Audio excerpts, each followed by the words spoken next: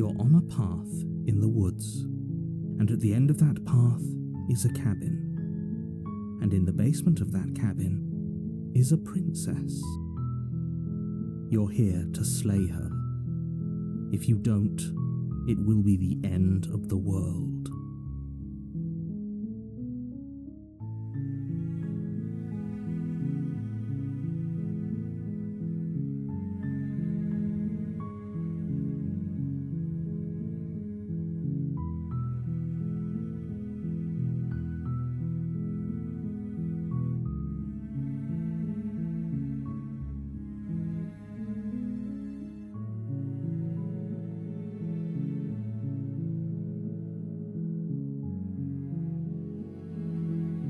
I'm talking about the end of everything as we know it. No more birds, no more trees, and perhaps most problematically of all, no more people. You have to put an end to her.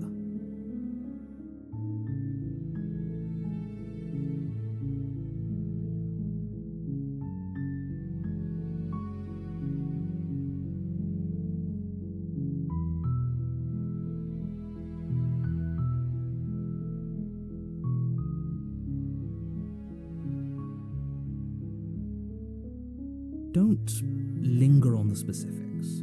You have a job to do here. Just get in there and do what needs to be done. We're all counting on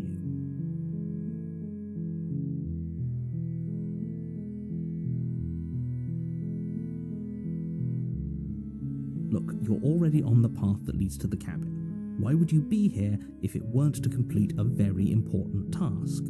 You've made it this far, you might as well reach the end of your journey.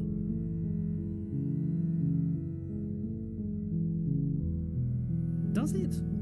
Are you a monarchist? Is slaying a princess that much worse than slaying a fisherman or a miller or a seamstress? If anything, slaying a princess is much better than slaying a seamstress. Seamstresses contribute something of value to society.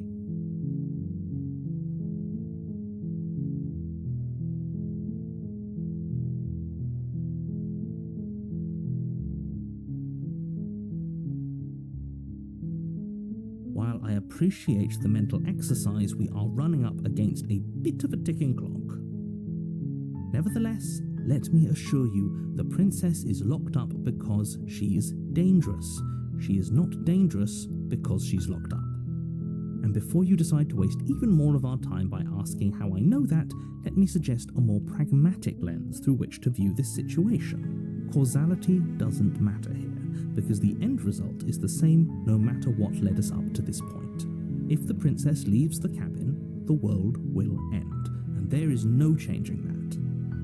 It's no use arguing semantics over a metaphorical chicken or egg, because the egg is hatched and it's about to ruin everything.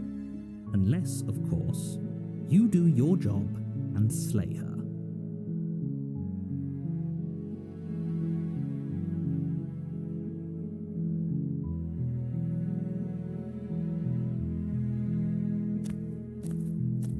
You make your way up the short path to the cabin.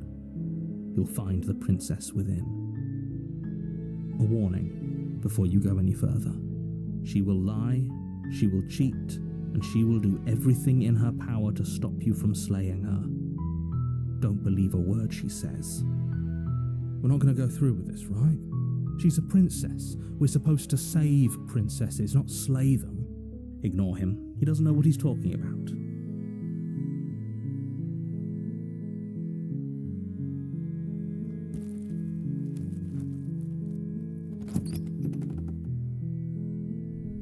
The interior of the cabin is almost entirely bare. The air is stale and musty, and the floor and walls are painted in a fine layer of dust. The only furniture of note is a plain wooden table. Perched on that table is a pristine blade. The blade is your implement.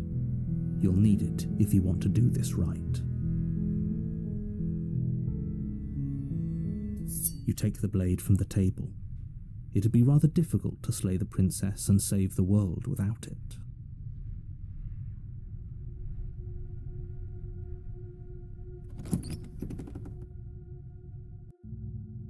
The door to the basement creaks open, revealing a staircase faintly illuminated by an unseen light in the room below.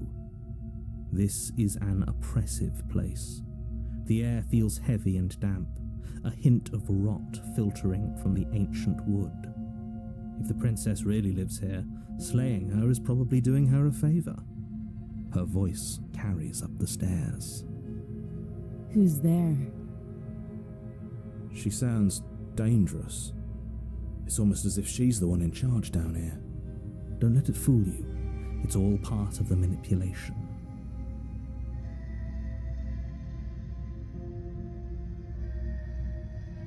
Good. You're still listening to reason. You walk down the stairs and lock eyes with the princess. There's a heavy chain around her wrist, binding her to the far wall of the basement.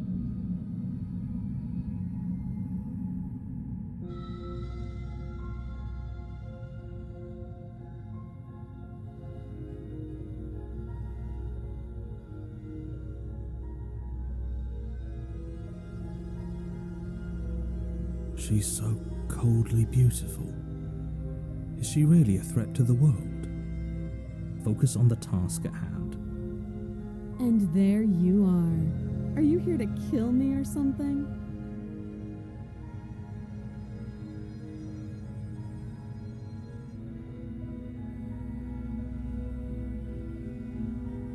How about you drop the knife and the two of us just talk? Look how reasonable she's being. We should just drop the blade and talk things out. Don't you dare. It's fine. We can decide what we want to do after we talk to her. Maybe she really is a monster, but killing someone in cold blood isn't very becoming of us.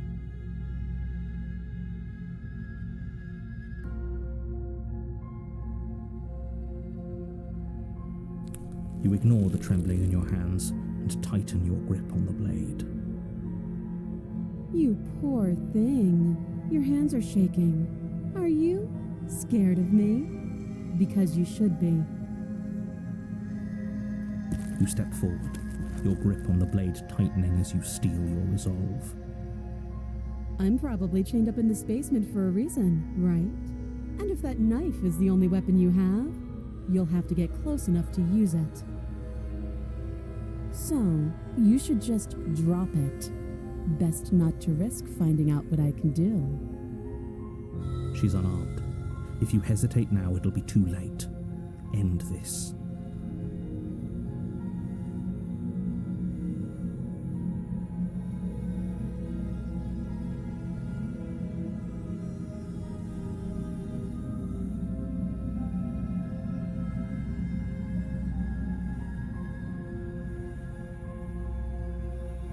Then I'm not talking to you.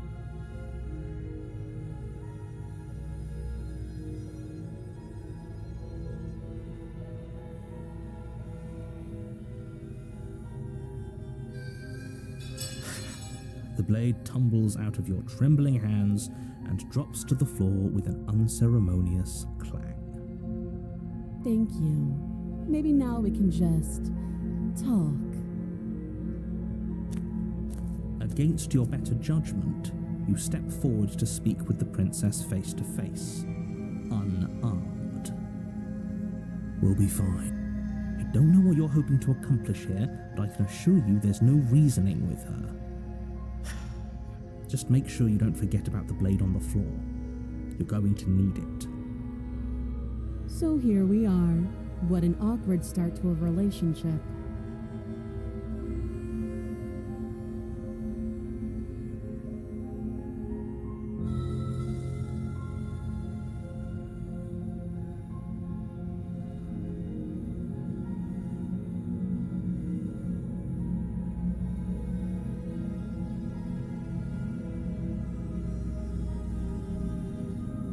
Don't just tell her that.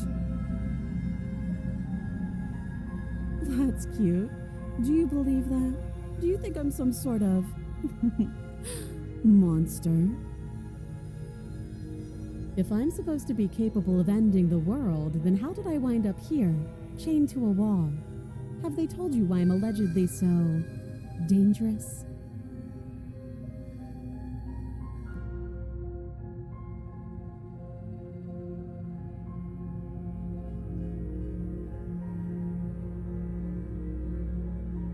Ending the world seems like an awful lot for just one person to do.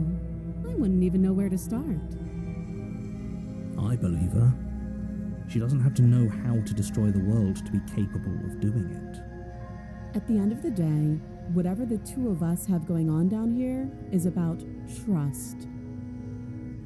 Whoever sent you to slay me claimed I was a threat to the world, but they didn't tell you why. That doesn't sound right to me. And I don't think it sounds right to you either. Otherwise, we'd be killing each other instead of talking. She has a point. There's a reason I've been telling you to question the situation, and there's a reason you've listened. So, I could tell you that I'd lead a quiet life in the woods, or that I'd open an orphanage, or that I'd do any other number of good things that I'm sure you think you want to hear. But you don't really know me, do you? What can my word possibly be worth in a situation like this? She's right about one thing. Her word isn't worth anything. Like I said, it's all about trust. Blind trust. So do you trust me, the prisoner, the victim, the princess clearly incapable of ending the world? Or do you trust whoever put me here? She's wrong. This isn't about trust. This is about risk. We stand to lose everything, all for the sake of one person, and a subjugating monarch no less.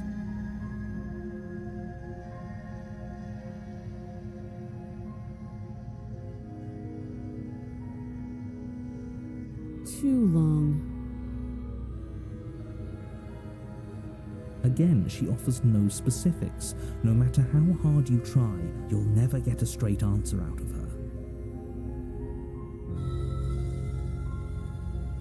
She hesitates before answering. You can address me as Your Royal Highness, or Her Majesty. Any honorific should do, really.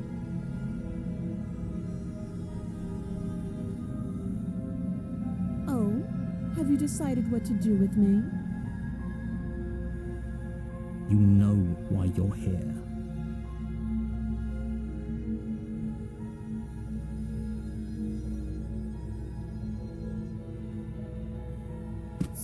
Doubt, unfortunately, clouds your thoughts as you attempt to run her through. A moment of distraction and hesitation is all she needed to sidestep your thrust and deliver a catastrophic blow to your jaw. It feels like you've been hit with a sledgehammer. You can feel bone grinding on bone where your jaw has been fractured. Holy shit, that hurts! Though she's unarmed, the shock of that first strike is enough to stagger you, putting you and the princess on somewhat equal footing. Your blade slashes through the air again and again, and her fists connect with your body as many times or more, each impact as heavy as that first bone-crushing hit. We can still turn this around.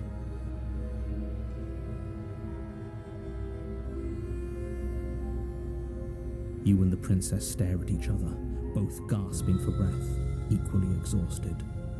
You probably won't make it out of here alive, but you can at least make sure that she won't make it out of here either. Excuse me? Do you think this is what I wanted to happen? I have a duty to state the facts of the situation, and honestly, it's a miracle anyone is still standing right now. Can you not feel all those ruptured organs bouncing around in there? If the princess doesn't do our friend in herself, internal bleeding is certain to finish the job.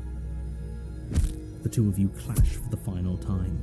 You feel your ribs break as she delivers a heavy blow, but you push through the pain, falling forward and sinking your blade deep into the princess's heart. Oh. The two of you fall to the floor. This was fun. The princess gasps, her voice an unhealthy rasp as her lungs start to fill with blood. You put up more of a fight than I thought you would. But I have to wonder, do you really think this is the end? But you don't have time to worry over such things. Everything goes dark, and you die.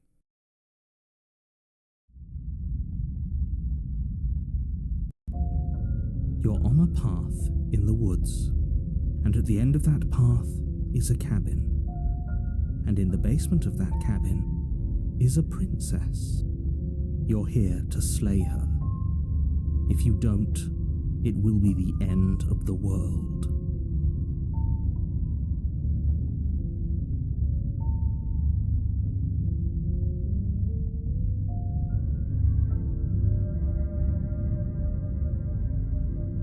It hasn't. Or if it has, I certainly haven't been a part of it. We've just met for the first time, you and I. If he doesn't remember what happened, then maybe it's best to keep it that way. You know I can hear you, right? It's going to be a lot harder than you think to keep secrets from me. That's fine. It doesn't matter if he can hear us. The only thing that matters is marching up to that cabin and winning. That's the spirit. There's no point in squabbling when the real threat is just up that hill.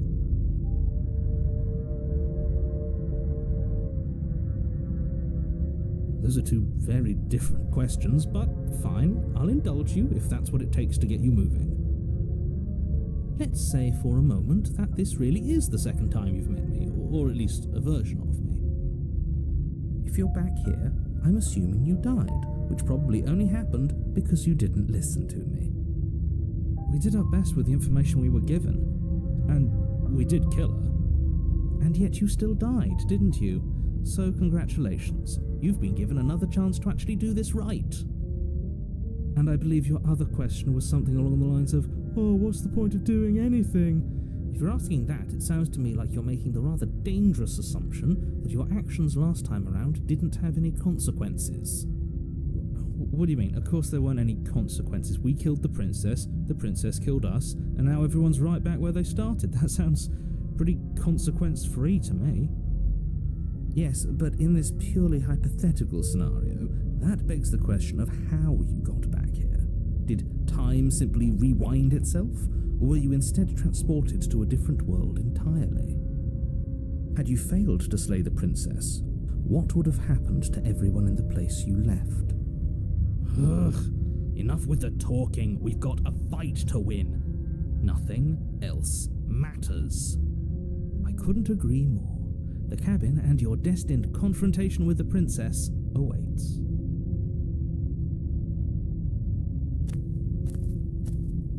A warning before you go any further.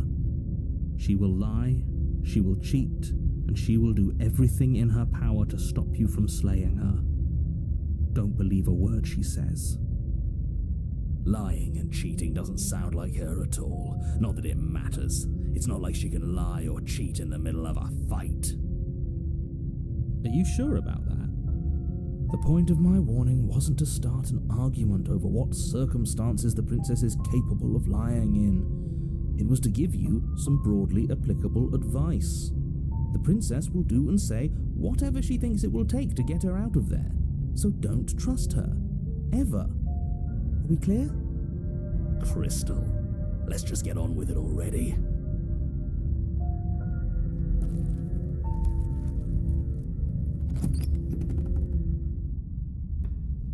The cabin is tighter than its exterior would suggest. Its cold stone walls press in on you, as if trying to forcefully direct you towards your destination. The only furniture of note is a black iron altar with a pristine blade perched on its edge. See? Even the cabin has the right idea. Let's get moving. The blade is your implement. You'll need it if you want to do this right.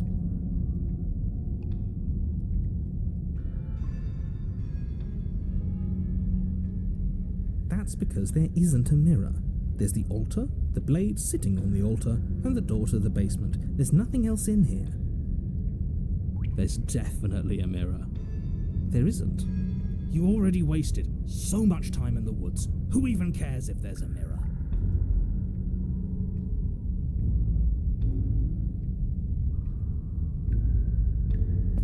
You walk up to the wall next to the basement door. It's a wall. There isn't much to see here. This really isn't funny.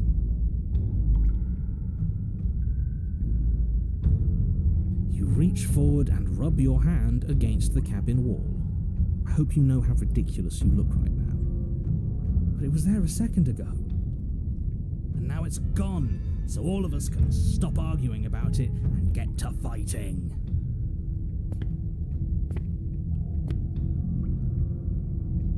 Very different.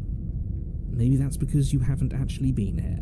I hope this means you'll finally drop that ridiculous past life nonsense. You haven't died, and you certainly haven't been killed by the princess.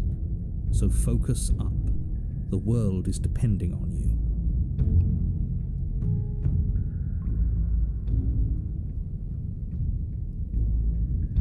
You take the blade from the altar. It would be difficult to slay the princess and save the world without a weapon.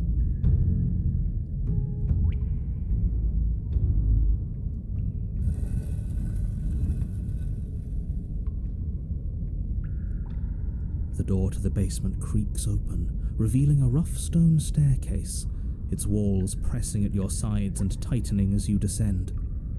The air seeping from below is heavy and oppressive, with an almost sulphuric odor to it.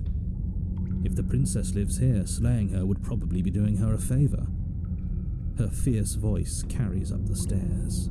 Is that another challenger? Finally. It's been ages since I've had a good fight. This isn't what she sounded like last time. Her voice is a little deeper, almost threatening. Good. Sounds like my kind of princess. As much as I appreciate the enthusiasm, just make sure you don't let your bloodlust get to your head. You need to stay focused and keep your wits about you. Remember, you're here to slay the princess, not to have a good fight. As you descend the final step, the form of the princess comes into view, a large shackle leading from her wrist to the basement wall.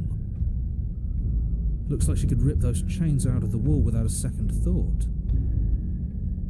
Oh, it's you again. I'd been hoping you'd find your way back here. Good to see that death doesn't stick for either of us. And you brought your little knife, too. Yes. I'm going to have fun breaking you into little pieces.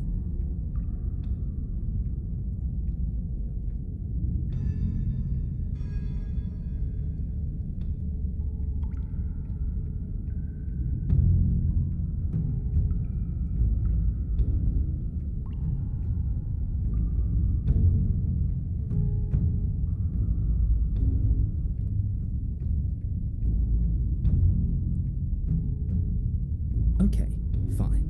Let's say for a moment I believe you. For all we know, whatever happened to you last time was just a fluke, and beyond that, do you know who doesn't remember anything that happened last time? Me. I don't remember what happened last time.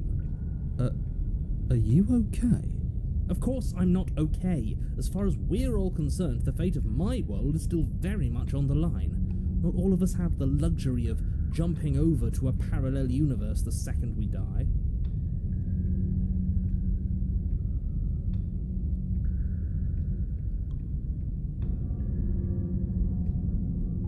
Oh, you've got another thing coming if you think you can just turn around and leave. As you step towards the stairs, you hear the heavy creak of straining metal, and then a snap. She's loose. You have to make a decision, and you have to make it fast.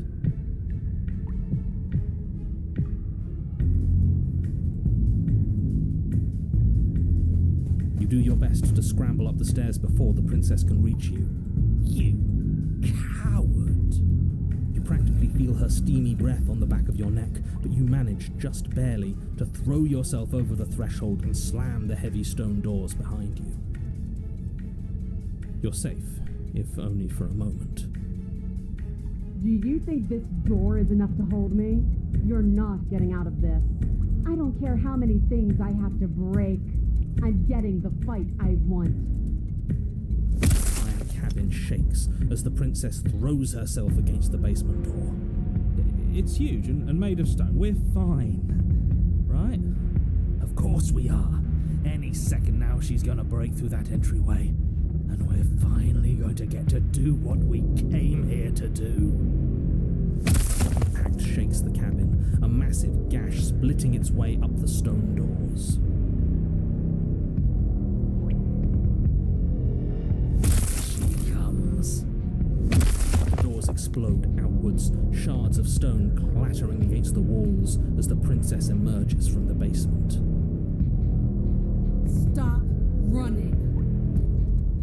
We're doomed! In a fit of violence, the princess explodes across the room and closes the gap between you. You do your best to defend yourself from her onslaught, but you're sorely outmatched. For every wound you inflict on her, she inflicts 2 on you until, finally, you're no longer able to so much as stand. Your body is giving out. Giving out? No, nobody's giving out. We're just getting started. Don't be delusional, it's over. You fall to your knees. Is that it? You're supposed to be tougher than this. Come on, get up. Keep fighting me. No, this isn't right. Listen to me. Listen to her. We can do this. We can't. Why won't you get up? She kicks you in the chest, splinters from your shattered ribs stabbing into your heart and lungs. Your vision starts to swim. Finally, her face, twisted into an expression of disappointment and fury, fades. Everything goes dark, and you die.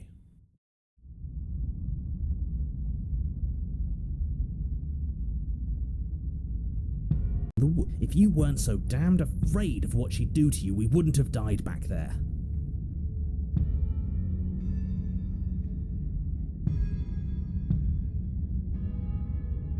Fear is good. Fear keeps us alive. We died because you didn't have enough of it. So what? You'd have us cower in a corner? No, but that place suits her better than it suits us. She's big. We can't hope to find holes and openings down there. We need more room if we're going to survive.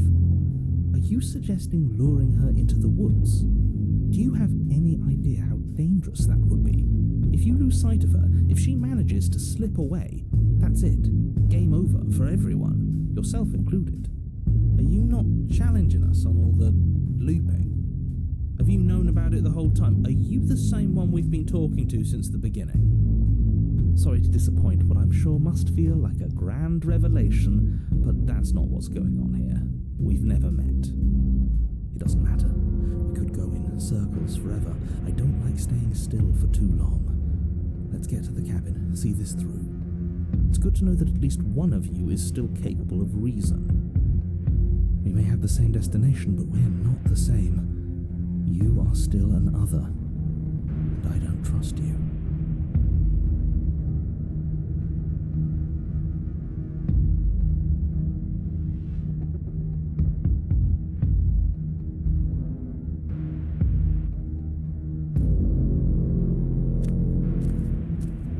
It isn't long before you find yourself at the end of the path, staring up the hill at the cabin. I hope you've given serious thought to your predicament. No last advice for us? No words of warning? From what I gather, you've heard it all before. There's no use screaming into the wind.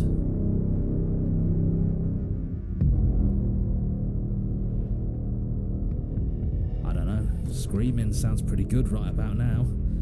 I could use a little catharsis. Catharsis is for when we're finished.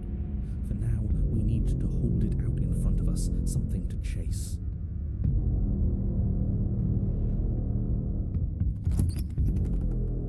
The interior of the cabin is suffocatingly tight, more of a glorified tunnel than a building. Its stone walls squeeze against your sides, leaving you no choice but to press forward. The only furniture of note is an iron altar jutting out from the wall, a pristine blade perched on its edge. The blade is your implement. You'll need it if you're going to do this right. See? We have even less space than before. We need space or she'll kill us. And the only space is out there. Take it.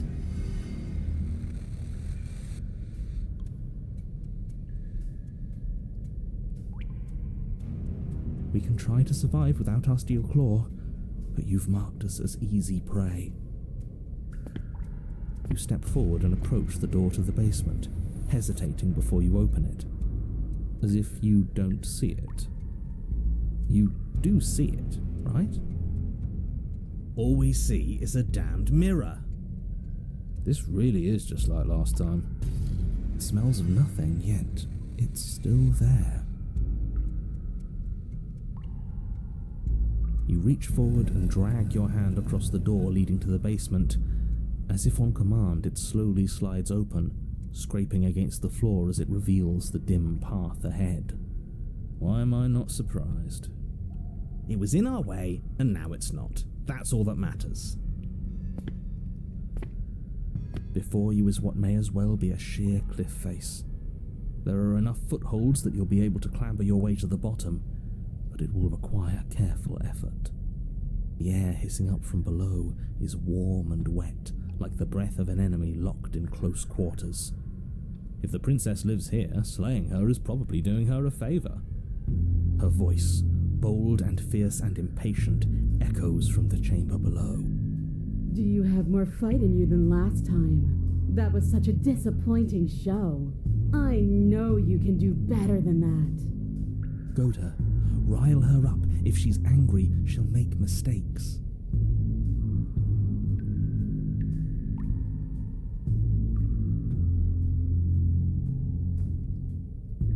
But that wouldn't be fun. I don't want to be a monster chasing you down. I want to face you head on. I want an equal. It's so much better that way.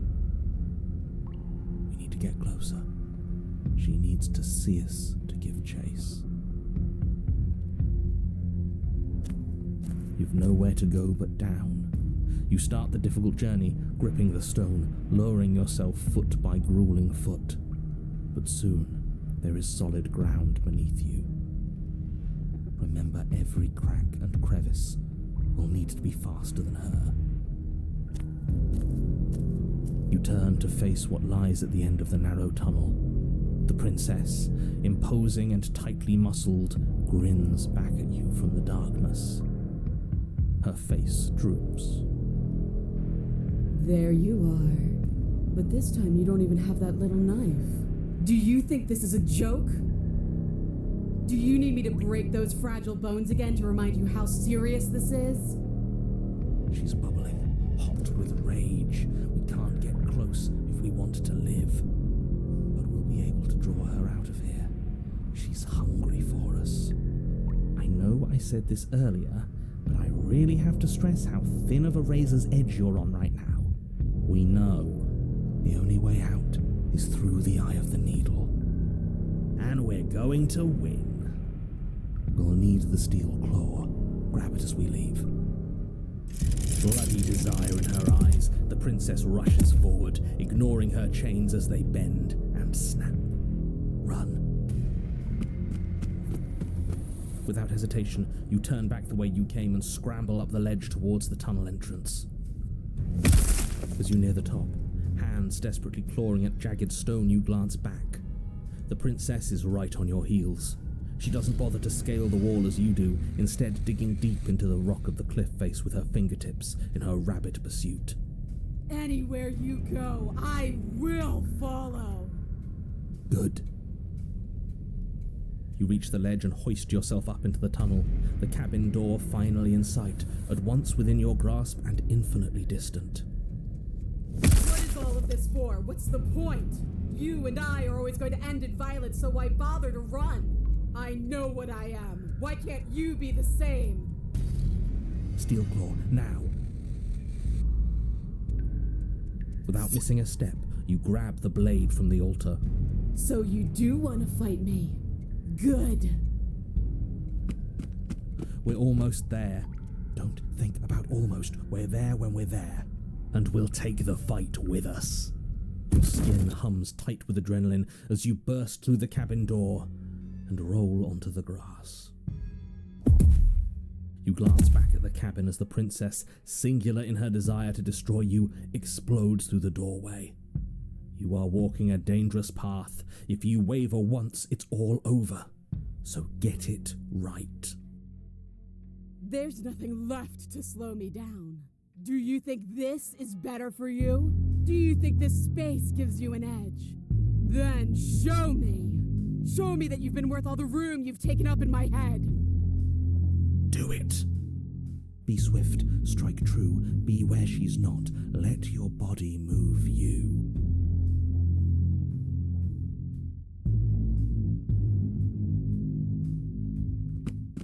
You You leap from the grass and bound towards the princess, keeping low. Charging me head on? Brave and foolish. Her body braces for impact, anticipating the clash. That's where you're both wrong. Left, now! As the princess strikes, your body swerves to the left. She overextends, stumbling as her balance shifts unexpectedly. Strike. Before you can finish the thought, you lash out, the blade slicing through her leg. She turns to swing again. Right. You move out of the way, but this time it's not quite as clean. You can feel a bruise already blooming where her elbow crashed into flesh. It's nothing. A scratch. Yes, it could be worse. And you manage to gift her another cut in return. I'll be damned. We're actually going to pull this off, aren't we? You just might. But don't let it get to your head. Not until it's over. Yes, finally! This is the hole I felt in my heart. This is what I've needed. This is what I've been missing. This is how it always needed to end. Both of us giving it our all, beating and bleeding each other to death. The two of you engage in a devastating flurry of blows, each of you wounding the other again and again. She's stronger, but you're faster, and the deeper the both of you fall into your lethal dance, the more your edge shines over hers. She's slowing down, blood pouring from wounds, splattering at her feet, leaving her weak and unsteady. More! Keep going, we can't stop now! You spy an opening. But this time she's waiting for you. She lets you sink the blade deep, trapping you in place long enough to wrap you in her impenetrable arms. You're slammed to the ground. Nothing! These blows are nothing to us! But her gambit wasn't enough to close the gap. It wasn't enough to kill you. She stares you down, coughing up a splash of blood as she gasps for breath. You've outplayed me, haven't you? Something feels wrong. Something. And? Then what happens?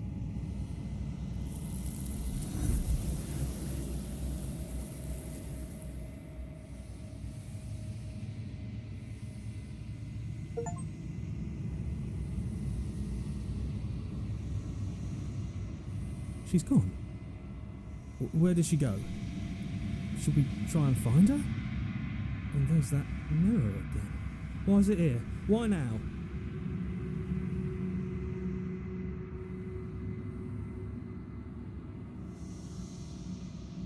I'm begging you, don't do this. It's different now. It feels, I don't know, final. That thing reeks of death. Screw the mirror. We just need to find the princess.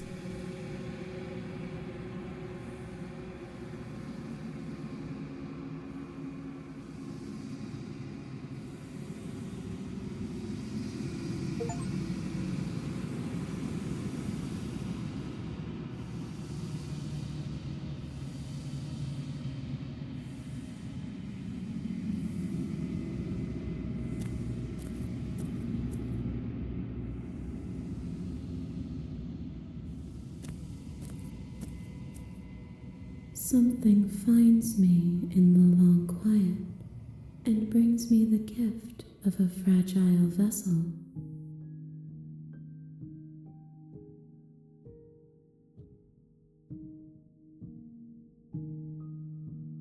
Yes, nerves and fibers to feel the worlds beyond, perspectives to make my own. This one remembers a spark lost in time, and she would stop at nothing to reclaim it. She will make for a burning heart.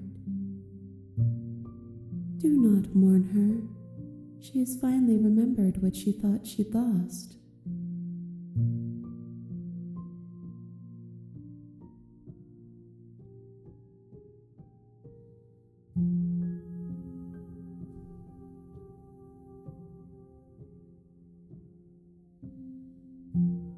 I am solitary lights in an empty city.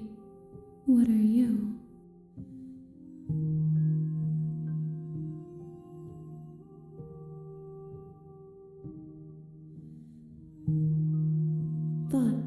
without connections, a dim and nascent network. I wish to be more. I think that you are like me. We are oceans reduced to shallow creeks.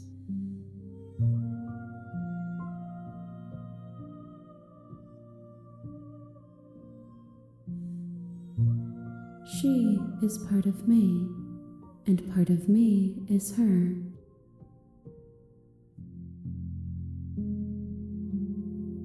You speak in circles. Does it matter where one thing begins and another ends? Nothing, as we are, but I know that there are worlds beyond us, and that we are meant to reach them. There is no exit, but this vessel is a creature of perception. She can make you forget, if only you believe her to be able to. Bring me more perspectives so that I may be whole, and perhaps then we will know our freedom.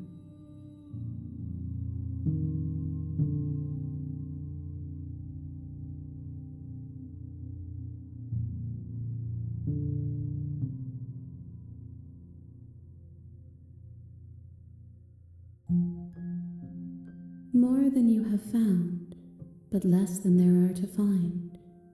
I am infinite. The rest will find their own way home.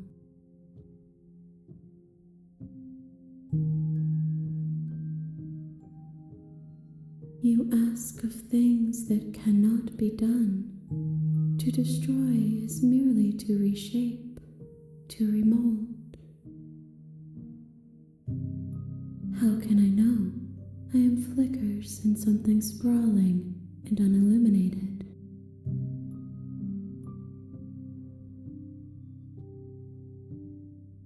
Then we will be here forever, as we are now, unfinished, dry, hollow.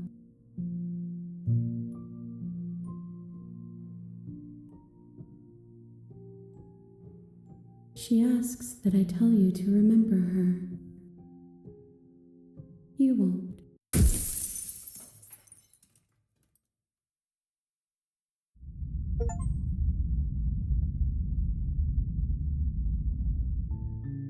You're on a path in the woods, and at the end of that path is a cabin. And in the basement of that cabin is a princess. You're here to slay her. If you don't, it will be the end of the world.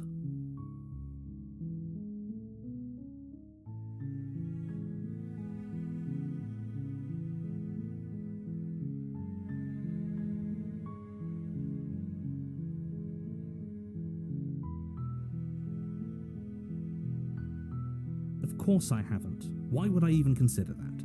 Nobody wants the world to end. I mean, maybe some people do, like nihilists, or very, very evil people, but surely you're not one of those, right?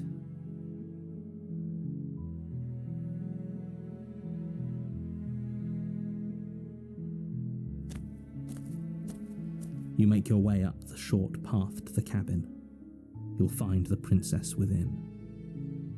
A warning before you go any further. She will lie, she will cheat.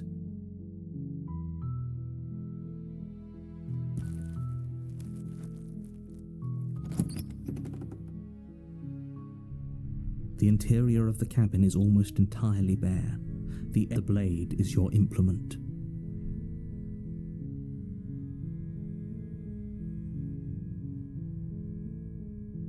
You take the blade from the table.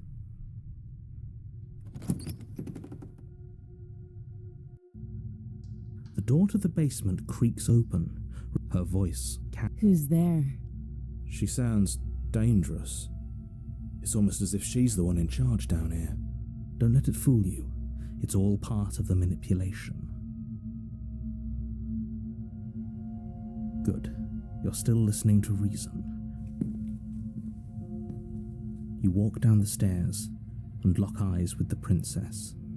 She's so cold. Focus on the task at hand. And there you are. Are you here to kill me or something?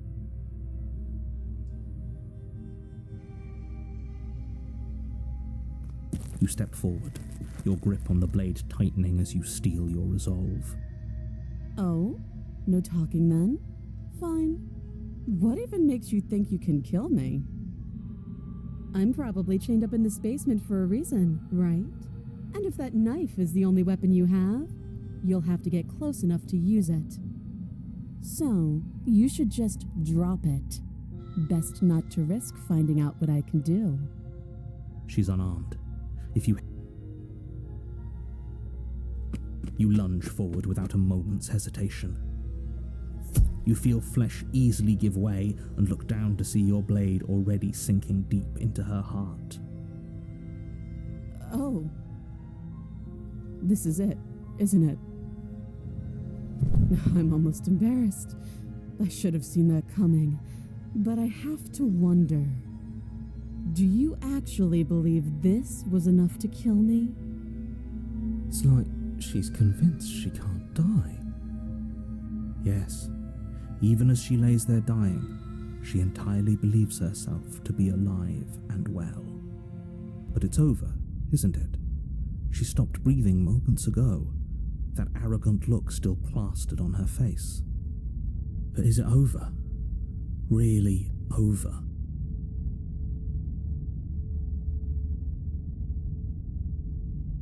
It's over. Don't get all worked up. We should make sure.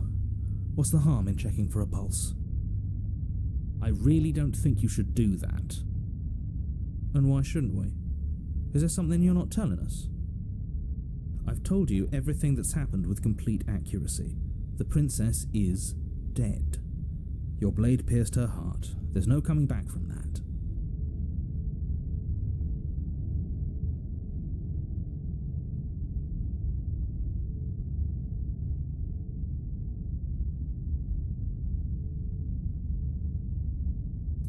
You lean down and wrap your hand around the blade's hilt.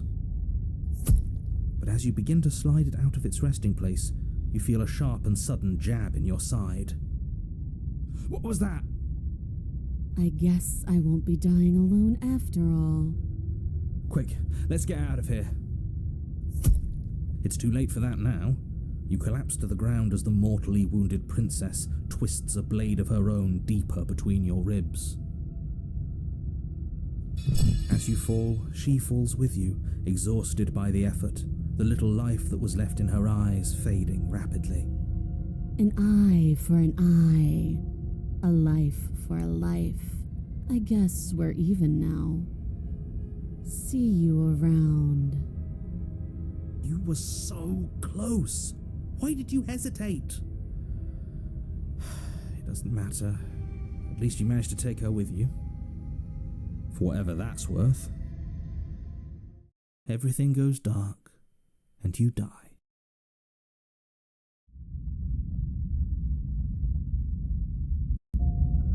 You're on a path in the woods, and at the end you're here to slay.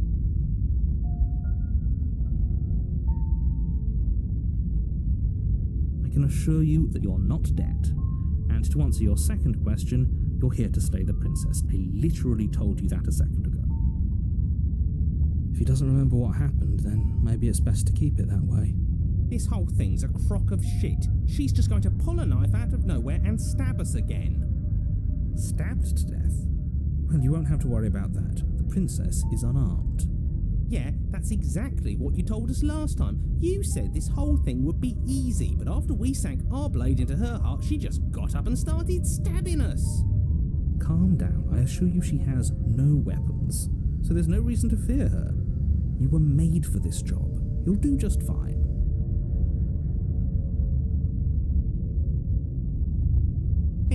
And away we go. Good call. Seriously? You're just going to turn around and leave? Do you even know where you're going?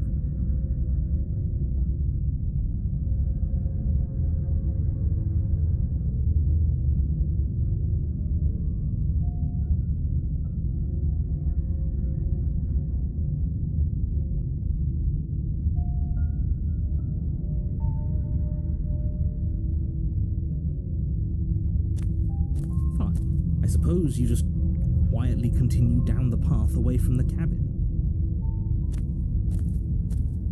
That's strange. It looks like this path also leads to the cabin. How convenient. Everything's back on track again. Maybe the world can still be saved after all. You're really keen on wasting everyone's time, aren't you? It's remarkably selfish, if you ask me. I've already outlined the stakes of the situation. If you don't do your job, everyone dies. Like, dies. Forever. But fine, you turn around and trek back down the path you came. Wait, something isn't right. Can you still hear me? You're supposed to wind up back at the cabin again. But everything is getting fuzzy. What's going on? Where are we? That son of a bitch flipped over the table, didn't he?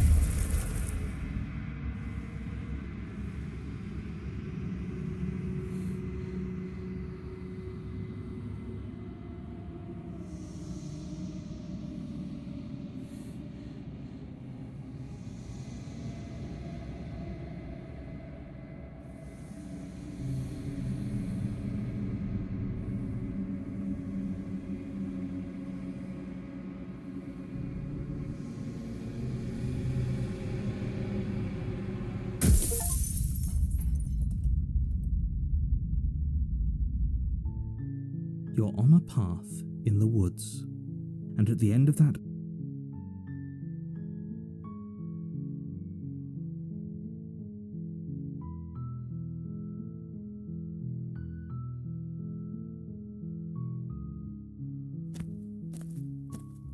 you make your way up the short path.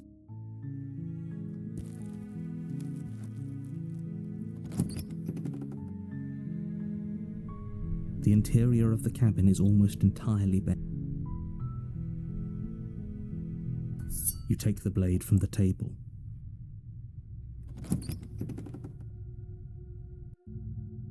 The door to the basement, her voice. Who's there?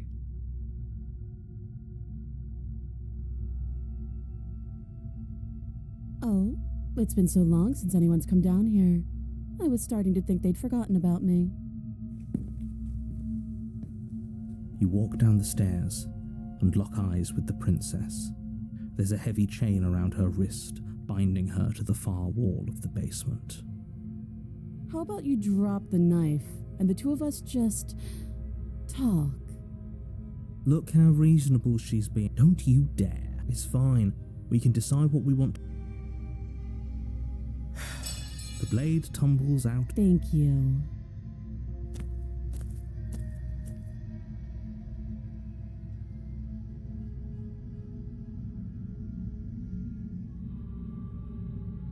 Do you?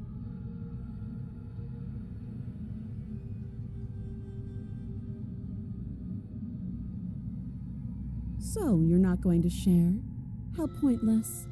If you want to talk, I'll talk. But this isn't talking.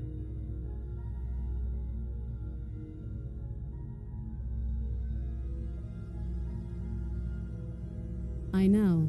I just said that. Now why are you here to kill me?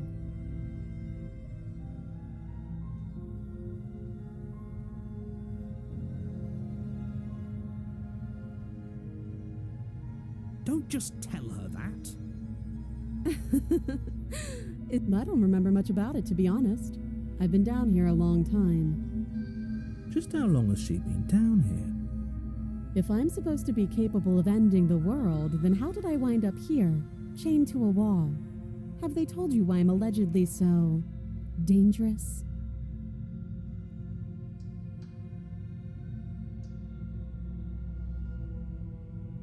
princess hesitates before responding. She doesn't know. She's been down here too long to have any idea of what she'd do in another life. She knows what she'd do. She's just searching for whatever answer she thinks you want to hear. I don't think I can answer that question in a way you'd find meaningful.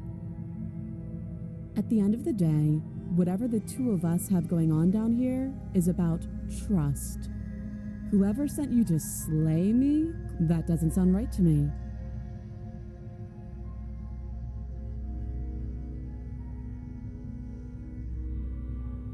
You can't. Don't bother.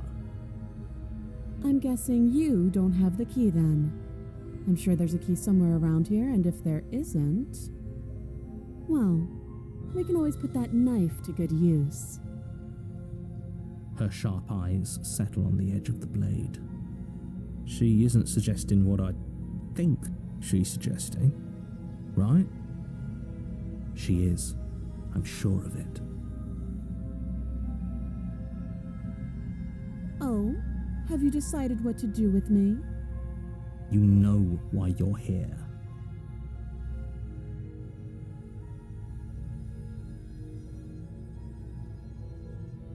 Oh, you have to be kidding me. You walk up to the chains binding the princess to the wall and give them a tug. They're large and heavy, far too solid for you to even imagine trying to break them apart. If you don't have the key, maybe you should go looking for it. I'm sure it's somewhere upstairs. Doubtful. Whoever locked the princess away down here intended for her to never see the light of day. They wouldn't have just left the key to her chains somewhere in the cabin.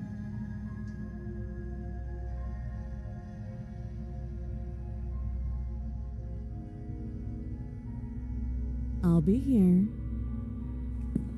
You attempt to make your way out of the basement, but the door at the top of the stairs slams shut. You hear the click of a lock sliding into place. Is someone else here? You try the door, but it's locked from the outside. You're here to slay the princess, and you won't leave until the task is done. You make your way back to the bottom of the stairs. This would have been so much easier if you'd simply slain her like you were supposed to. Easier for whom? Easier for everyone.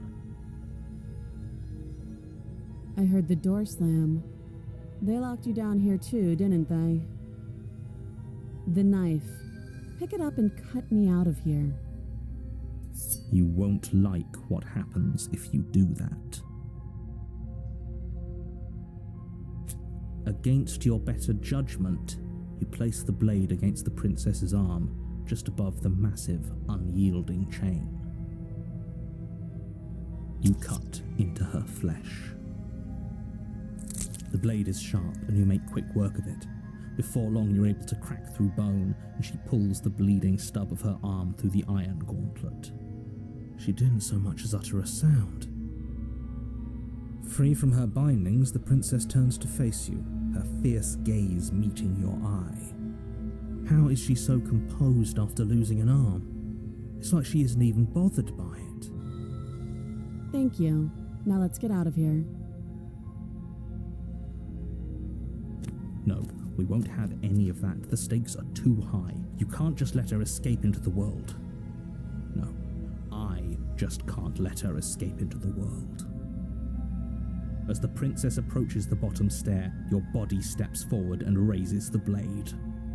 Wait, this isn't fair. You can't just do that. Watch me.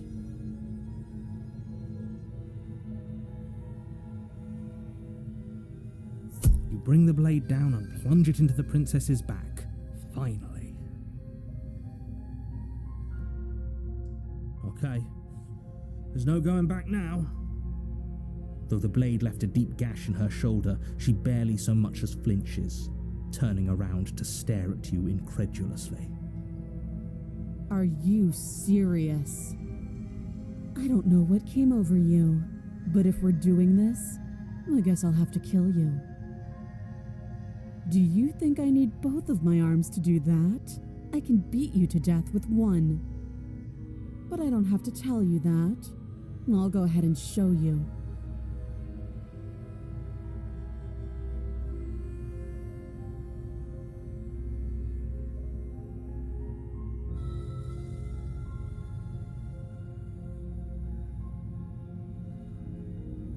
Thank you. You swing your arm towards her throat, the blade singing through the air. But she's ready for it. She grabs your arm, her grip like a stone vice. You drop the blade, pathetically. She lets go, and faster than you can react, rears back and hits you with a bone-shattering haymaker. There's a ringing in your ears. You're fairly certain you can feel bone grinding against bone where she fractured your jaw, but your body isn't allowing you to feel much right now, adrenaline coursing through your system and numbing your nerves. You fall to your knees. You're barely able to bring your trembling arms up to defend yourself before she hits you again. Every blow is as punishing as the first. You feel bones shatter with every impact, unknown ruptures blossoming with blood somewhere inside of you. You poor thing. I'll go ahead and put you out of your misery. She places a confident heel on your chest and pushes you down to the ground. Her knee falls to your throat, your windpipe crushed beneath a weight you didn't think her slight form could possibly possess. It can't just end like this, right? I'm sorry, but it's over. Everything goes dark, and you die.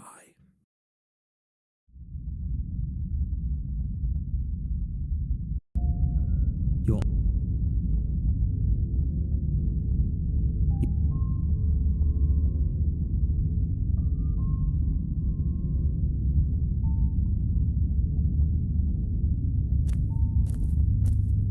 a warning before you go any further. She will lie, she will cheat, and she will do everything in her power to stop you from slaying her. Don't believe a word she says. We might as well just pledge ourselves to her and stop pretending we're capable of doing anything in this situation. She probably doesn't even need to try to overpower us. Can we tone down the pessimism just a smidge?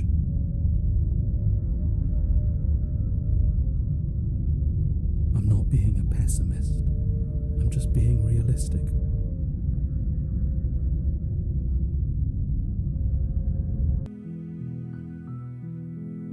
I'm not being a pessimist.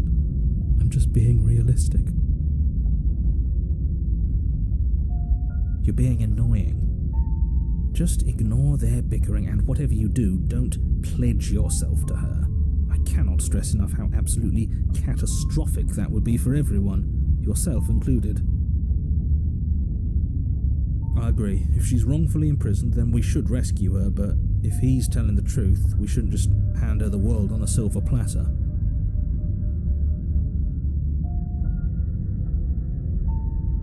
Rescue her? Given the stakes of the situation, there isn't really a difference between rescuing her and pledging yourself to her. Either would be terrible.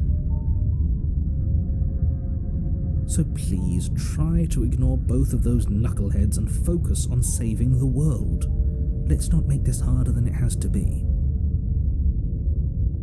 If that's what you want, I guess I don't have a say here.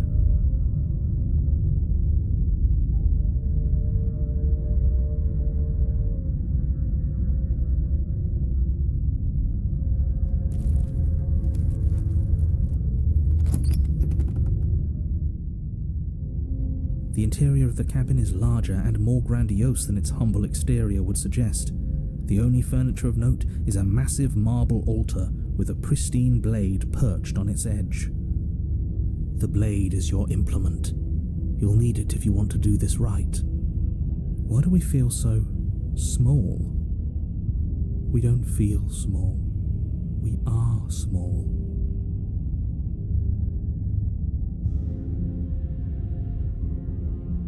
That's because there isn't a mirror. There's the altar, the blade sitting on the altar, and the door to the basement. There's nothing else in here. There's definitely a mirror. There isn't. Who cares if there's a mirror? We're all going to die anyway, and I'm sure that if we looked in there, we'd just see something sad and miserable looking back at us. We don't need any reminders of what we are. It would only make things worse. For the last time, you're not going to die unless you let it happen. And luckily for you, there isn't a mirror, so no one needs to worry about confronting a grisly visage any time in the near future. Though, for what it's worth, if there were a mirror, I'm sure that you wouldn't find anything sad or miserable in it looking back at you. You probably look perfectly normal. Probably. Do you not know what we look like? He knows. He just doesn't have the heart to tell us.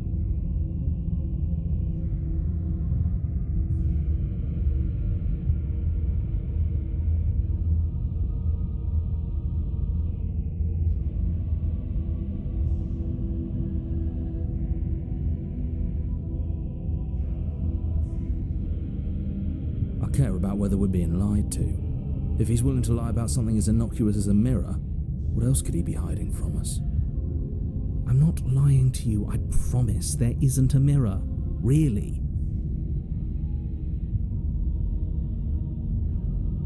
You take the blade from the altar. It would be difficult to slay the princess and save the world without a weapon.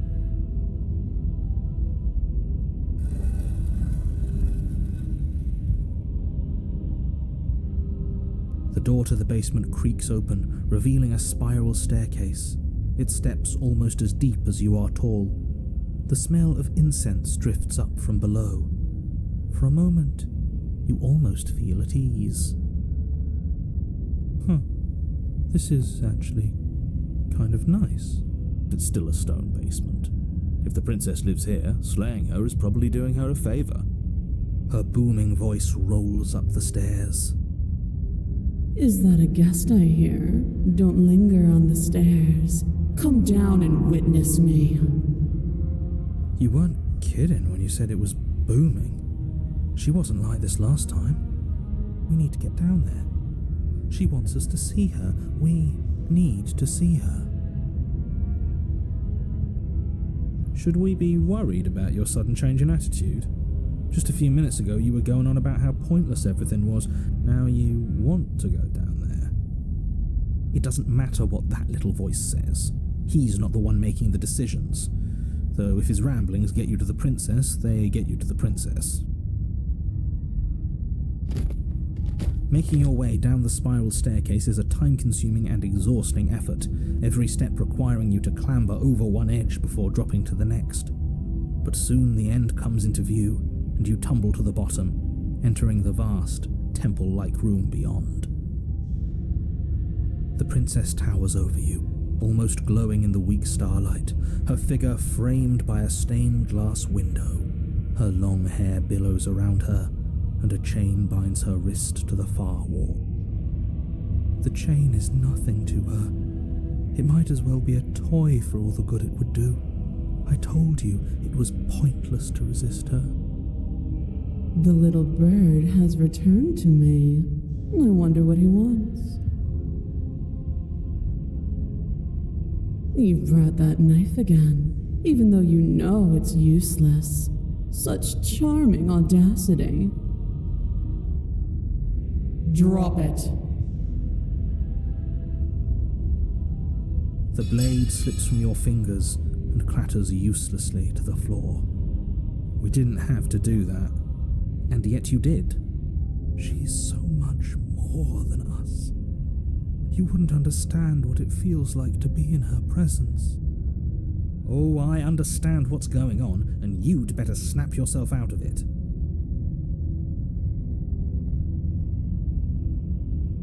Kneel.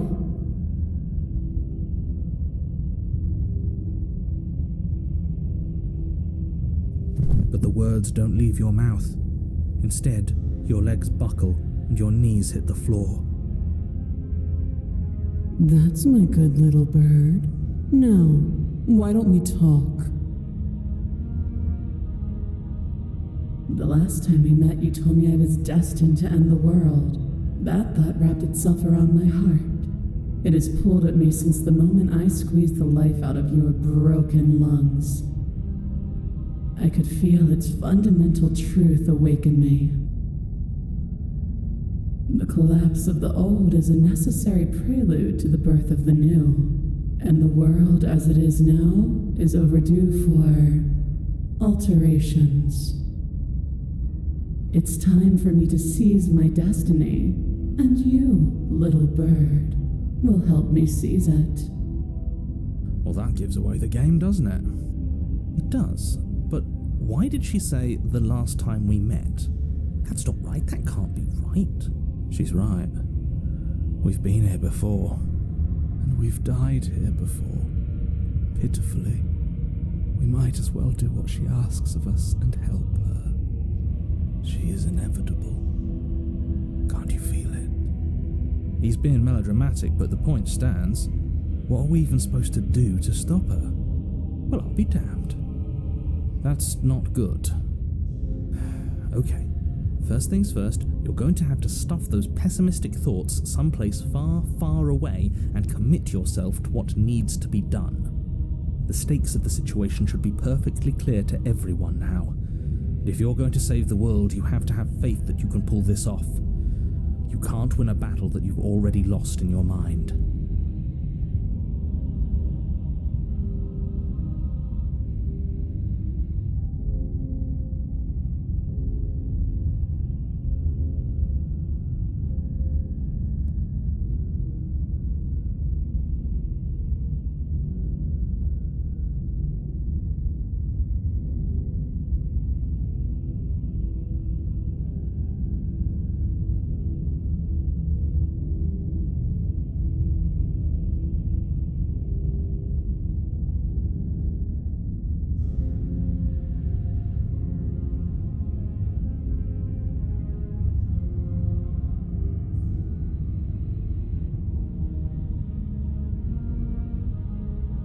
All you have to do is break these chains and set me free. Don't be rude. Of course she can. It's not rude to question someone who's apparently trying to end the world. That's exactly why it's rude. We should know our place. I can, easily, but that isn't what I want to do. The story of a terrible and bountiful God unbounded of her own will is no story at all. It's not worthy of everything I am or everything I'm bound to become. It isn't even worthy of what I was. The destruction in Genesis that's to follow in my wake is deserving of a song that can echo for eternity. The song of you, being so struck by my glory, so overwhelmed by what I am, that you feel you must deliver me into the world. And from your act of utter devotion and submission springs a new dawn, a better dawn. Submit now, submit later. It makes no difference. Because in the end, no matter how vainly you struggle against me, my will triumphs over yours.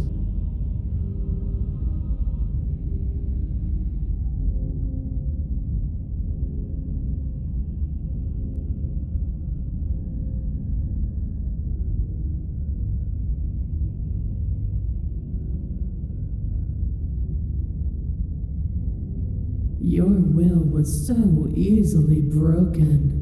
Am I that magnificent? All you need to do now is break my chains. If this is what you want, then I guess there's not much else for me to say. No, you can't just give in to her, not when the stakes are so high, not when you're so close. I won't let you do this. There's still something in the way. A greasy film inside of you where it doesn't belong, trying to conceal you from me. Is that a person? No, it used to be a person. It's something different now. An echo. Is she talking about you? That's impossible. She's not supposed to be able to interact with me. You're a small one, aren't you?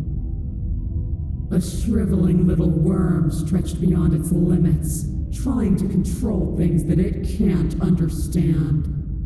No. What are you talking about? I don't care what you are. You're mine.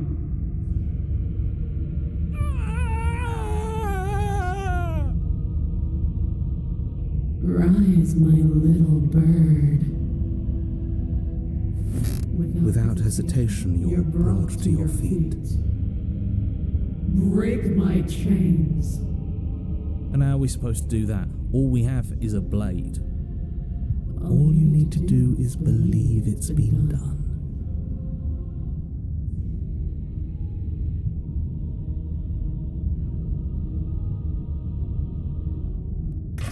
Her chains shatter, and the cuff falls from her wrist. She is loose, and the end is upon us.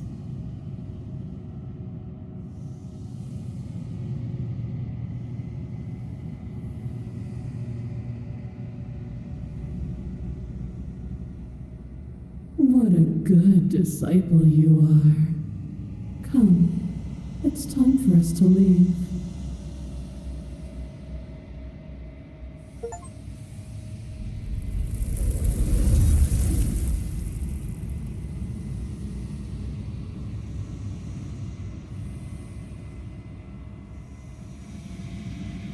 She's gone.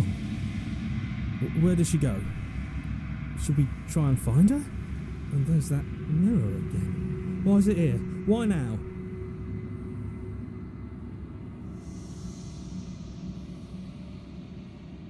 But it feels so bad. Like looking into it right now is going to be the end of everything. I don't want to look at us.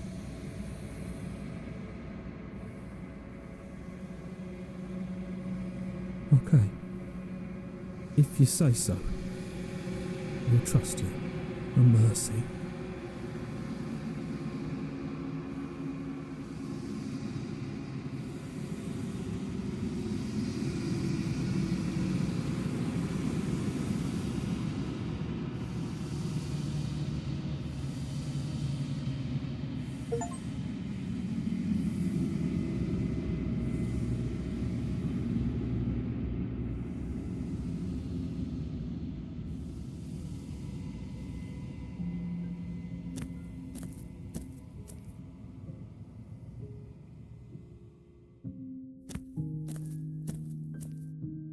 When I found you in the long quiet alone, I was terrified. What if you had decided to let me wither? But your commitment now is final. Your ability to walk the path of mutual annihilation is vanished with your return. If you still wish to obliterate me, it will have to wait until I am complete. Flickering lights in empty cityscapes become pockets of vitality and movement. I am more than I was before. Whenever you are ready, I will wipe your slate clean once again.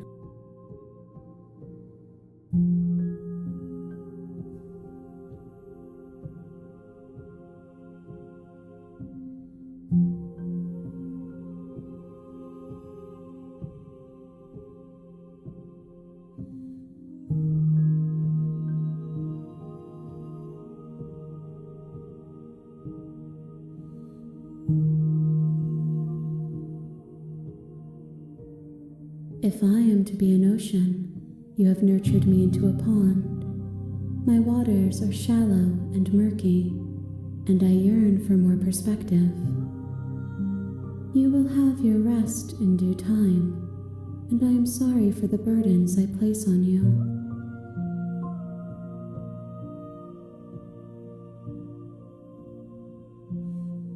Eyes close in reflection.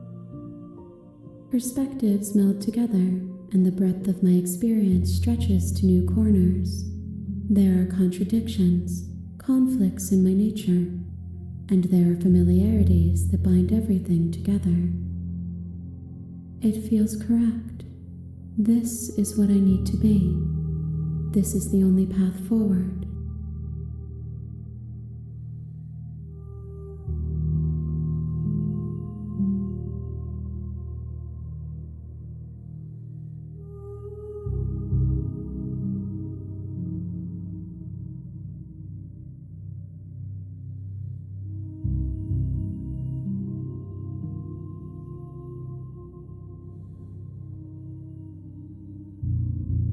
This one is dominance, a figure capable of bending everything to her will.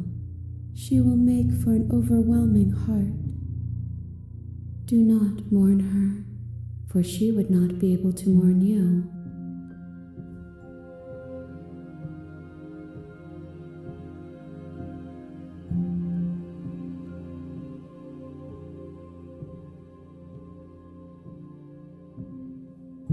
The vessels are shaped by memories of you, but their impulses are drawn to the edge of the long quiet. To them you are a gate to something more, and any hurt you've caused them is understood as a fair price for freedom. But they are only thoughts and perspectives. They are not me. The wounds they've suffered carve texture around my heart. Without them, I would be as I was before. I would be alone and without sensation. I could not feel the joy of having you by my side, for I would not know your absence.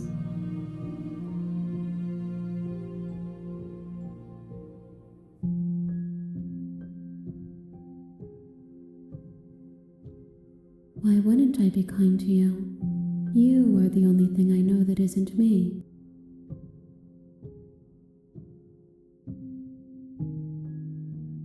I will long for your return, but it will give me time to reflect on what I am. We will meet again.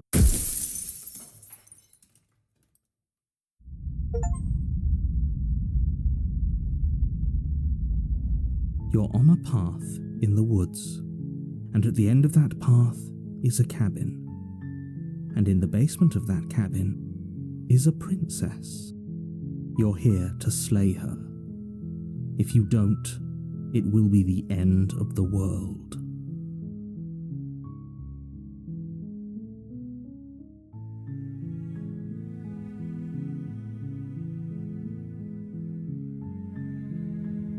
Don't mention it. It's all part of the job. You make your way up the short path to the cabin. You'll find the princess within. A warning before you go any further. She will lie, she will cheat, and she will do everything in her power to stop you from slaying her. Don't believe a word she says. We're not going to go through with this, right? She's a princess. We're supposed to save princesses, not slay them. Ignore him. He doesn't know what he's talking about.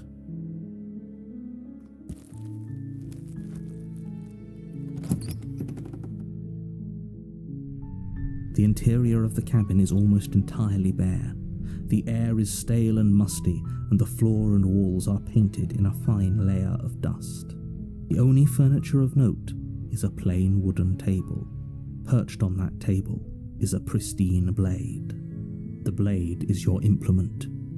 You'll need it if you want to do this right.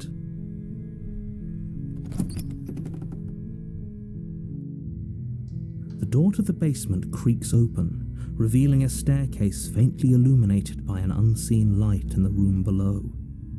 This is an oppressive place. Her voice softly carries up the stairs.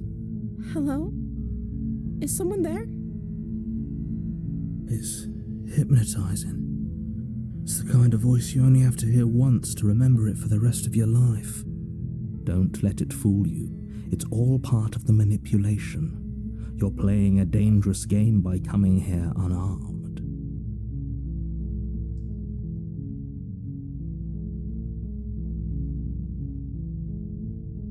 Good. You're still listening to reason. It would be better if you had a weapon, but you may still be able to do what needs to be done. You walk down the stairs and lock eyes with the princess. There's a heavy chain around her wrist, binding her to the far wall of the basement. She's beautiful. How could someone like this be a threat to anyone? I am begging you to stay focused. There's a lot riding on you here. Hi. Do you think you can get me out of these chains? Okay.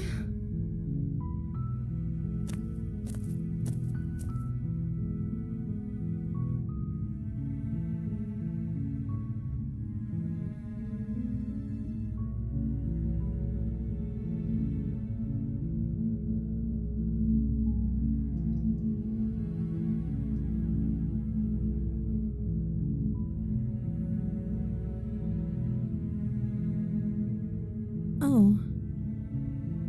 She pauses, carefully formulating her words before she responds. You can address me as Your Royal Highness.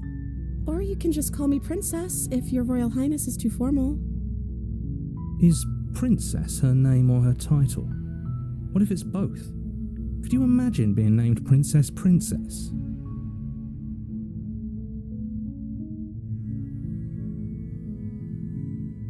Like I said, you can call me Princess if you'd like. I'm sorry, I've been down here so long I guess I've just forgotten. I must have a name though. Everyone has a name. Okay, that's weird. She hadn't even thought to pick a name for herself. Hopefully you're starting to see that she can't be trusted. Go back upstairs, get the blade and slay her before it's too late. I don't see what that has to do with anything. This is the only time this is ever going to happen, but I agree with the princess. That's hardly relevant. Okay, but actually, what has she been eating? She has to eat, right?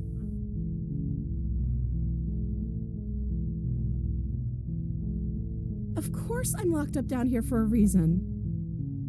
I don't actually know what that reason is, but you don't just stuff a princess in a basement and throw away the key without there being some sort of an explanation, right? You have all the explanation you need. You should know better than to trust whatever she comes up with.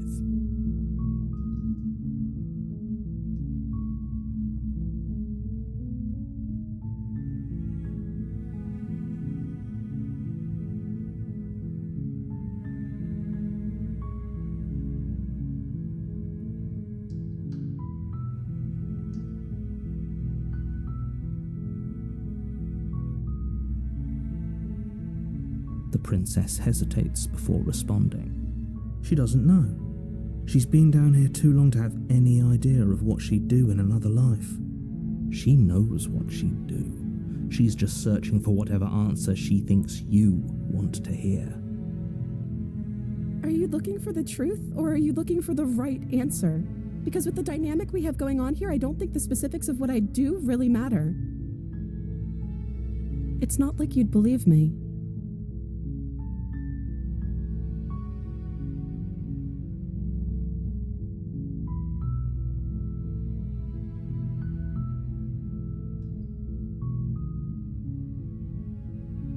Thank you. You turn back to the stairs, intent on retrieving the blade in the cabin. So, what? You're going to try and kill me? You'll regret this. I promise you. But go ahead, run along and get whatever you're planning to get. But you'd better hope that I don't slip these chains before you make it back down here. Slip these chains? She can't, right? She needed our help to get out of here. But do you hear the conviction in her voice? I don't think she's bluffing. She has to be bluffing, but hurry. You rush up to the first floor, grabbing the blade, both yours and the world's only possible salvation.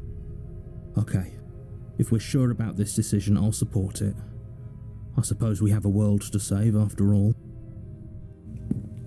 You slowly creep down the basement stairs. It's quiet. Where the princess sat only a moment ago, there's only a severed arm, its cooling flesh still chained to the wall, and she is nowhere to be seen. Is it just me, or did this room get a lot bigger?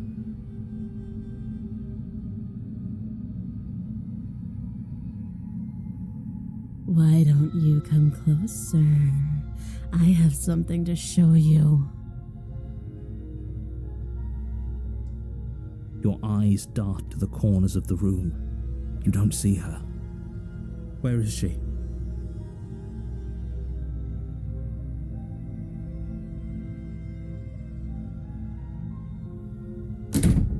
You close the door behind you. Almost magically, its locks immediately click into place. Maybe they'll open if you finish the job.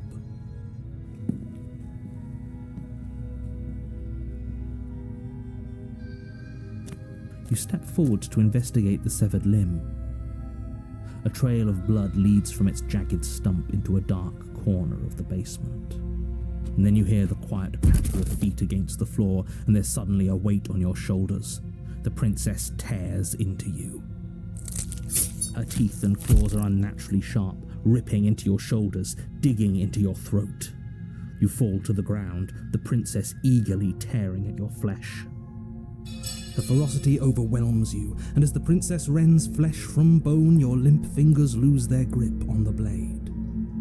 It slips from your hand, your one last means of defense, lying useless beside you in a pool of your cooling blood.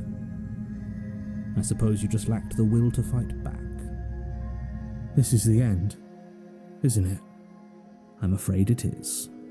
You shouldn't have let that fear creep into your heart. You had the upper hand, and now look at you. Everything goes dark, and you die.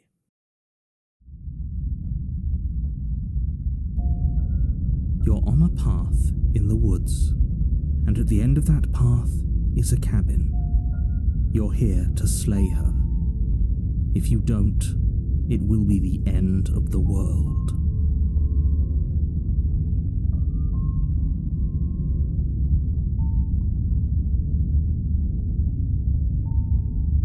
It hasn't. Or if it has, I certainly haven't been a part of it. If he doesn't remember what happened, then maybe it's best to keep it that way. If he doesn't remember what happened, then something else must have trapped us here. You're not trapped here. Nobody's forcing you to do anything, though the only sensible thing for you to do right now is march up to that cabin and slay the princess.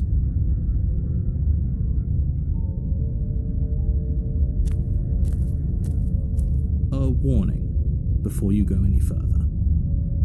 She will lie, she will cheat, and she will do everything in her power to stop you from slaying her. Don't believe a word she says. Does a cat lie to a cornered mouse when it plays with its freedom? Or is it just acting out its nature?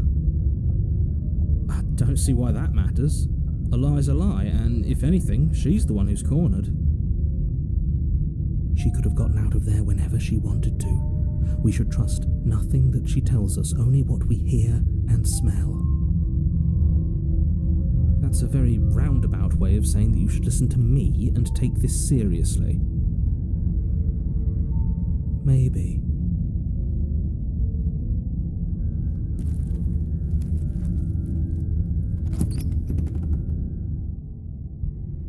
The interior of the cabin is ruinous and dilapidated. It feels like no one has lived here for a long time, wind rushing in through cracks and holes in the wooden walls. The only furniture of note is a termite-eaten table with a pristine blade perched on its edge. The blade is your implement. You'll need it if you want to do this right.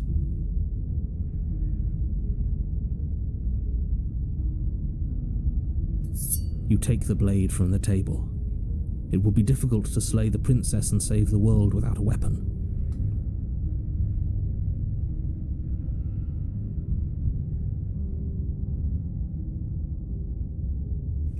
You walk up to the wall next to the basement door. It's a wall. There isn't much to see here. What are you talking about? This isn't a wall. It's a mirror. Or at least it'll be a mirror once we wipe off that layer of grime.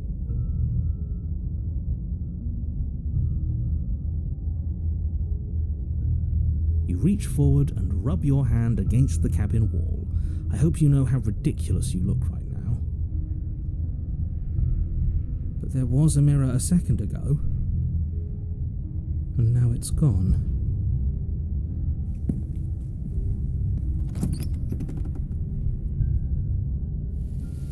The door to the basement creaks open, revealing what's left of an old wooden staircase. It's still sturdy enough that you can make your way down in one piece, though you'll have to be mindful of holes. The air seeping up from below is oddly warm and wet, as if you're descending into a jungle. If the princess lives here, slaying her would probably be doing her a favour. She growls up the stairs. I can smell you. She sounds almost feral, impatient, or maybe eager. You carefully make your way down the stairs. The last step gives way to the damp earth floor of a starlit pit. The walls are obscured by an impenetrable darkness, giving the illusion that the room might stretch on forever. You brush against the wide leaves of plants that surround you on all sides, seemingly the only living things that occupy this strange underground wilderness. The jungle is pressing in on us, hiding her from view. She could be anywhere. You see only a flash of the princess before she scurries away into the underbrush, dragging her heavy chain behind her. Remember, she's just a princess. She is certainly not just a princess. You're not helping. It doesn't matter what she is. It only matters what she does. Her shining eyes appear between the leaves, staring hungrily at you from the darkness. I can hear your heart pounding from the bottom of the stairs, fledgling. You're right to be terrified. I'm so much more than you. And a little splinter clutched in trembling hands won't save you from me. A shiver rushes up your spine and pulls you upright. The air's shifting. She's getting ready to pounce. Move, now.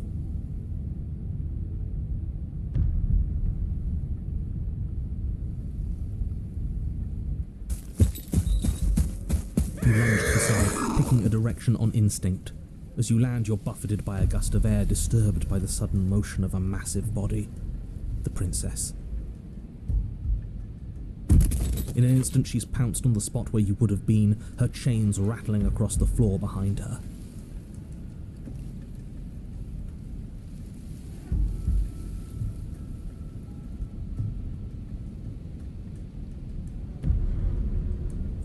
Before you can blink, she's gone, vanishing once more into the shadows.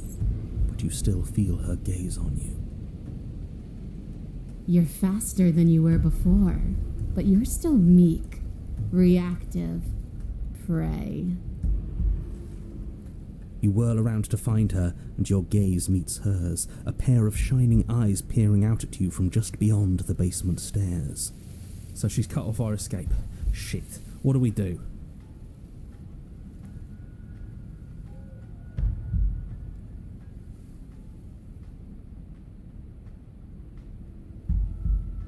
If you want to see me, you should get better at seeing. She knows that her strength lies in shadows and secrets. She won't reveal herself unless she has to.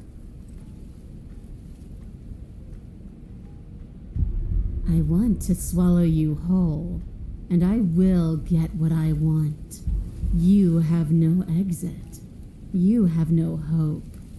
You live and die by my whims, and my whims alone. Don't ask her what she wants, just slay her. Is that all the advice you have? We don't even know what she looks like. Some specifics would be very helpful. She's just a princess. Don't overthink it. She is clearly not. She's coiling for another strike. Be somewhere else. We're on the back foot. The back foot keeps us nimble, keeps us alive. It doesn't matter if it keeps us alive if it eventually kills us. We need to take back the momentum. We need to do something.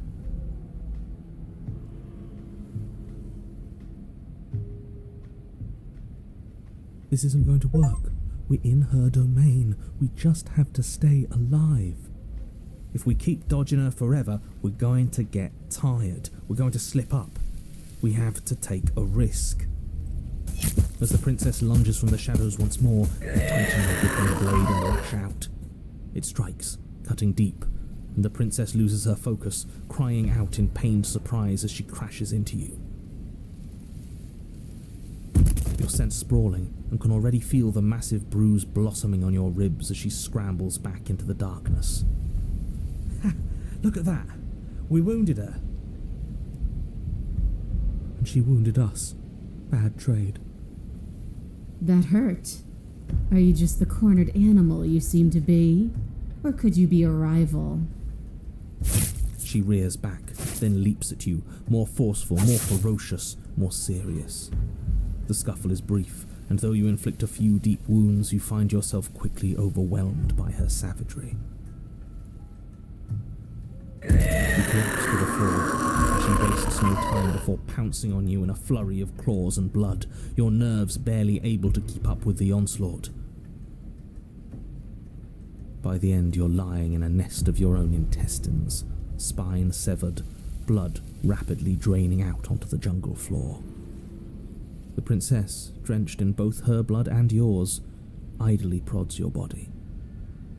No, that's it then. Cornered animal it was. Do better next time. I still need to devour you. And it doesn't count if you're dead. We're not dead, we're... But you don't have time to protest her premature observation of your death, because everything goes dark, and you die.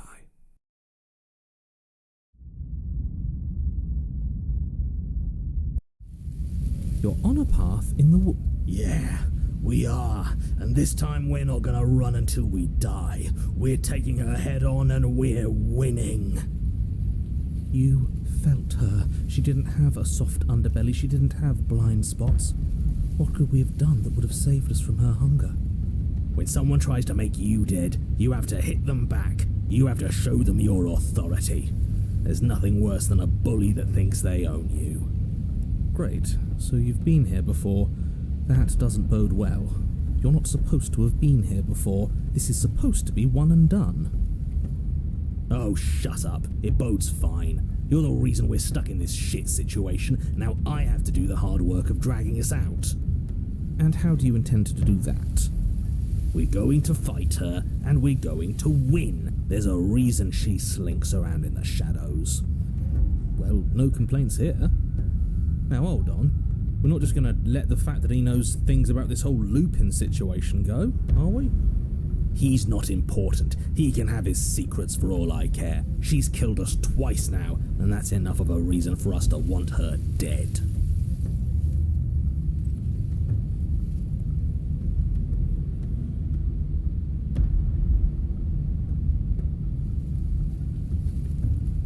I've told you as much as I can without putting you at a disadvantage. If anything, I've told you too much. Like that grumbling voice said just a moment ago, you've already died by her hands twice. You shouldn't need much else in the way of motivation.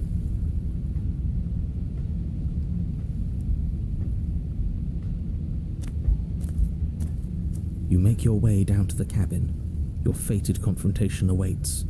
You know what to do. So, we need a plan. We've already been over the plan. I'm not sure that use violence counts as a plan. It's a better plan than you had last time. I don't like this, but I'll try to keep us breathing. The interior is dark and overgrown. Vines and brush obscure so much of the place that, had you not seen the exterior, you might not have noticed this was a cabin at all. The only furniture of note, if you could call it that, is a knotted stump, a pristine blade embedded in its exposed rings. The blade is your implement. You'll need it if you're going to do this right. Take it. We're not fighting a monster without a blade. Even if it's not a very big one. Great. That mirror's back. And it's where the door is supposed to be. What are you talking about? There is no mirror. It's just the stump and a narrow tunnel that leads to the basement. He isn't tricking us. Can you feel the wind? It's telling us there's a hole in that wall. Our eyes deceive us. If that mirror's blocking our way, just smash it and be done with it. Yes, take the steel claw. You pull the blade from the stump, gripping it tight. It would be difficult to slay the princess and save the world without a weapon. Good. One step closer to ending this.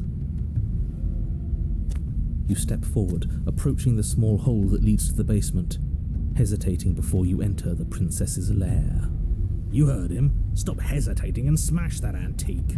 That mirror isn't part of this place. It's seeped through from somewhere else. It, if there even is an it, is a hallucination. Like you said, you've been here twice before. Your mind was bound to start playing tricks on you eventually. It went away after we reached out to it last time. Might as well try wiping it clean again. What's the harm? You reach forward and wave your hand over the open hole leading to the basement. See? Nothing. Tricks of the eye. No one sense can be trusted on its own. You step forward into the darkness. If there were once stairs leading into the basement, there is nothing left to attest to their existence now. There is only a long tunnel of packed earth, growing more narrow as you descend. It smells of mold and decay. The damp walls leave streaks of dirt along your body as you're forced to hunch, then finally squat down on all fours in order to continue. If the princess lives here, slaying her is probably doing her a favour. As you crawl forward on hands and knees, you're met only with the sounds of ambient earth.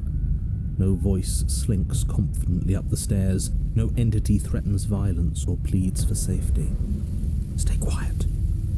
Don't give her a sound.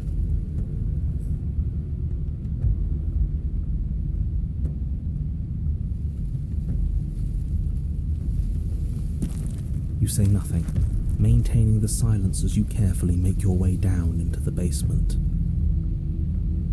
The basement is dark and cavernous, a gaping maw threatening to swallow you whole. There is no light here, save for what little starlight has managed to filter down the tunnel. And though you can't see the vastness of the space, you can feel it. You're exposed. It doesn't matter if we can't see down here. We know where she is.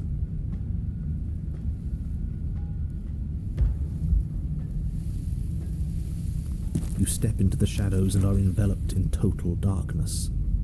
Your heart pounds in your chest, ears pricked, eyes wide despite the inky blackness, waiting for any sign of movement. There, she's about to strike. With the near silence of a determined predator, the princess erupts from the shadows.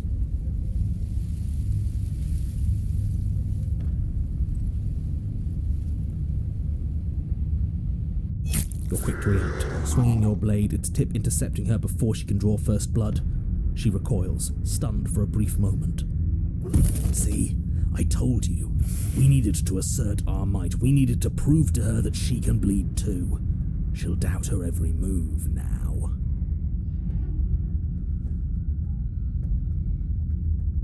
Her gleaming eyes watch you from the shadows, unblinking. There's fear in them now. But it is a fear wreathed in fury, and beneath it all lurks something far more primal. Hunger. Yes, she knows your strength now, and she wishes to devour it. How unseemly. I'd like to see her try. The princess lunges with even more ferocity than before. Both voices were right. Within that ferocity there is the clumsiness of doubt, a chaotic dance between impulse and restraint. Not a word is spoken between you and the princess as you exchange throws in the dark, the glint of bloody claws and fangs, the flash of wet steel. In the pit, all of your senses are heightened, each injury stinging like a chorus of insects, each small shift in your favor a major victory that swells your confidence. And yet, for all the wounds you've managed to inflict upon her, you remain at a stalemate. And then you start to lose ground. While your body slows, hers quickens, her wounds mending as she licks the blood of her prey from her dripping maw. So she really can devour our strength. Can we do something like that? All these wounds are starting to add up. Nah, screw that. We're not stooping to her level. We'll just have to give this our all, end it in one final hit. We die if we do that. We have to make ourselves like her. We have to embrace instinct. She shifts towards you, her bloody grin shining in the dark. And then you see it. Your opening. Take it. Put her down like the mindless beast she is.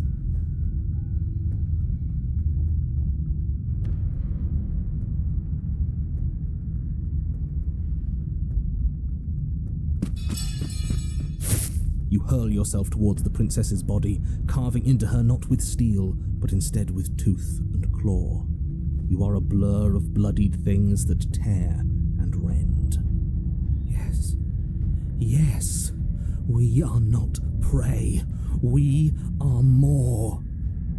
The princess howls in fear and outrage as you peel away a chunk of her flesh. But as the bloody meat slides down your throat, you feel invigorated. Your wounds burn less, you feel faster, more responsive. Again, the more we take of her, the less she will be able to take of us. There is no time to rest if you're to do this right. She tries to bat you away with her massive paw, but as it smashes into your ribs, you clamp your teeth around the limb. You give her no time to react before snapping it from its joint. The princess pulls back in pained shock as you crunch through bone, devouring the arm that was part of her. It's part of you now. Your wounds heal. That's disgusting. I don't want to do that. You were the one who asked if we could do this, and if it means we win, well, we have to win. Victory demands we do whatever it takes to claim it. I didn't think it would be so dehumanizing. But we feel bigger than her now, don't we? The feeling doesn't linger. As you choke down the last of her severed arm, she lunges, taking advantage of the distraction. In a frenzied flash of blood and feathers, she rips into your side, swallowing another piece of you. Weakness returns. Her arm starts to mend itself, fresh claws sprouting from developing flesh. We can't be small again. We have to take more. We have to take it now. You descend upon her again, jaws gnashing, desperate to regain your power. You both lose yourself in the rhythm of the feast. You devouring her, and she devouring you, mending and bleeding and consuming in an endless cycle, on and on and on. Come on, just one more bite, then we'll have her right where we want her. Am I really the only one who's not on board with this? I'm gonna be sick. The more you consume, the more the lines that differentiate you and her begin to blur, the flesh of your bodies twisting into warped reflections of what you swallow. You have to snap out of this. You can't destroy her if you lose sight of yourself. We are the predator now. There is nothing to do but embrace our true nature. But words fade into hollow vibrations as you and she continue to tear at each other in the darkness. There are no beginnings. There are no endings. There are no moments of calm. There is only savage violence. Did you say no endings? But how are we supposed to know if we won? We have won. We'll never die so long as we keep eating. We can be forever.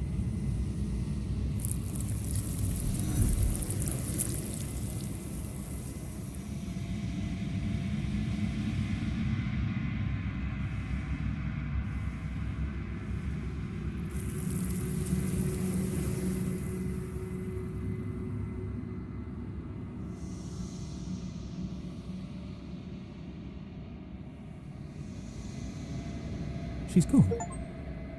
Where did she go? Should we try and find her? And there's that mirror again.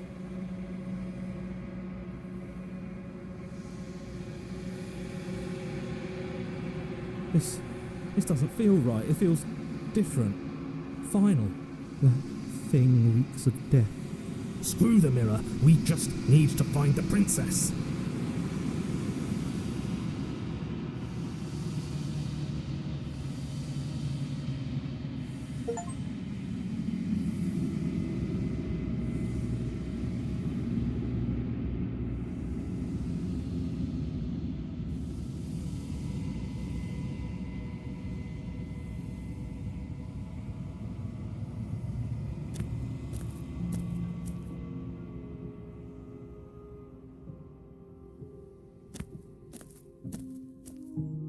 I am a growing chorus of contradiction, a mass of tides ebbing and flowing all at once in more directions than my attention can bear to hold. To look at any one is to shift them all into something new, and to look away is to reshape them yet again.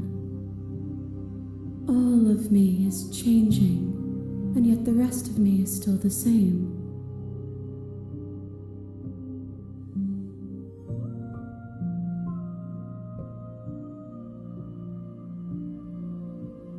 It changes me, but it doesn't make me worse, nor does it make me care for you any less. Does it make you worse? Do you resent me?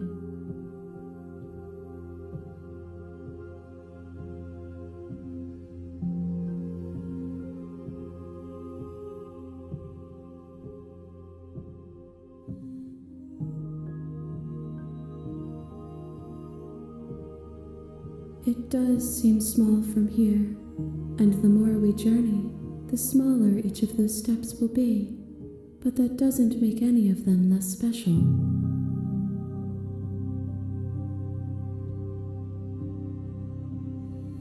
This one is consumed by instinct, a dancer moving to the rhythm of the flesh. She will make for a ravenous heart. She wishes me to devour you, to make you a part of myself, but she is only a voice. Do not mourn her, for she is part of something greater.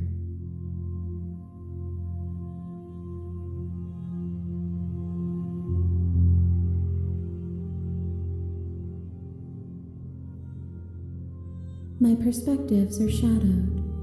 You have seen what I have seen, just as I have seen what you have seen. The angles of my vantage do not offer me hidden truths, and my attention is turned inward, except when you are here with me. Perhaps this will change when our work is done.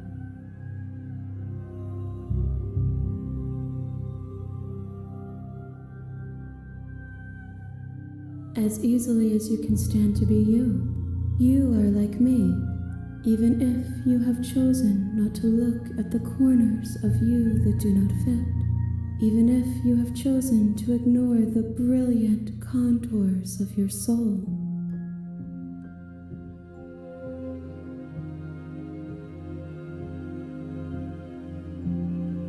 We will know when we near our destination.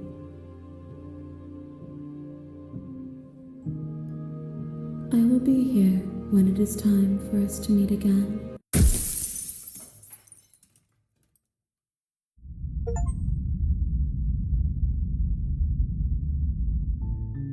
You're on a path in the woods.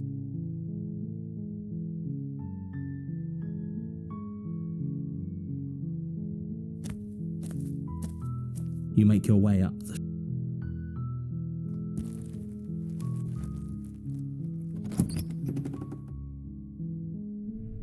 The interior of the cabin is almost entirely bare. You take the blade from the table.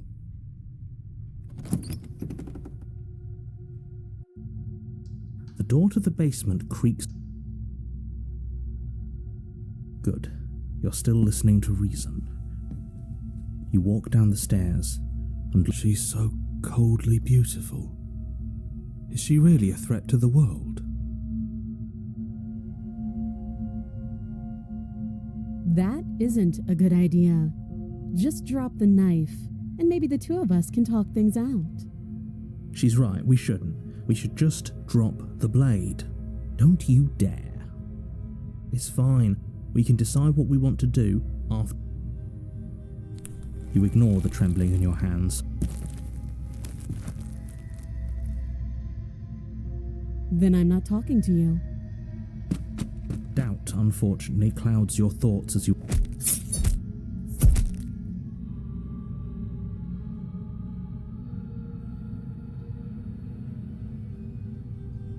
Are you serious?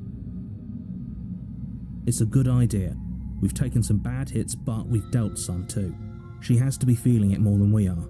Let's regroup upstairs. If we're lucky, maybe she'll just bleed out. Fine. You make a mad dash to the basement stairs, the princess's chains rattling as she tries to chase you, but pulling taut much too soon for her to catch up. Do you really think you can just walk out of here? She steps towards you, ignoring her chains. They creak and strain as she pulls against them until finally they break. The links clatter to the floor, useless. She's free. Hurry. You push your broken body as she closes in and just barely manage to pass the threshold of the basement doorway before she catches up to you. You close the basement door, locking it behind you and quickly barricading it with the heavy wooden table that once held the blade. Okay, we can make this work. She has an awful wound and we have all the time in the world. Playing jailkeeper for a while might make things a little easier. You settle in against the far wall to watch the basement door. It isn't long before you start to drift off, your eyelids heavy with fatigue. But sleep doesn't come. Instead, your rest is broken by a piercing, wailing voice calling out to you from the other side of the door. I know you're still there. Why don't you make things easier on yourself and let me out? It's not like this little door will hold for very long anyways.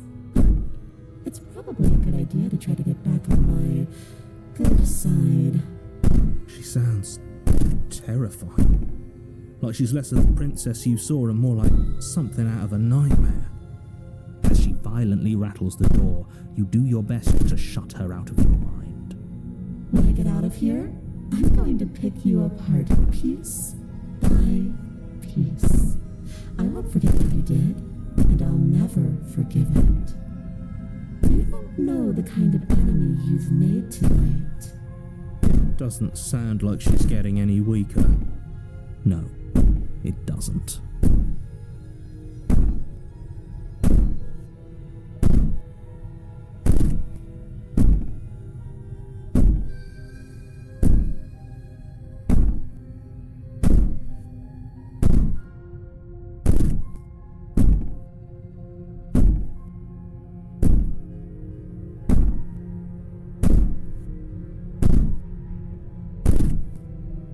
Just ignore her. Maybe the banging and wailing will stop if you just don't pay attention to it. You put the princess's threats out of your mind as best you can and huddle up against the wall. You jolt awake in the middle of the night to silence in the cabin.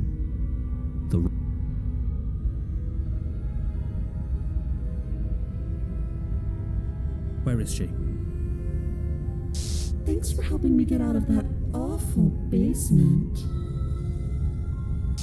You try and stumble to your feet, but as the princess draws near, it's as though your body simply stops working.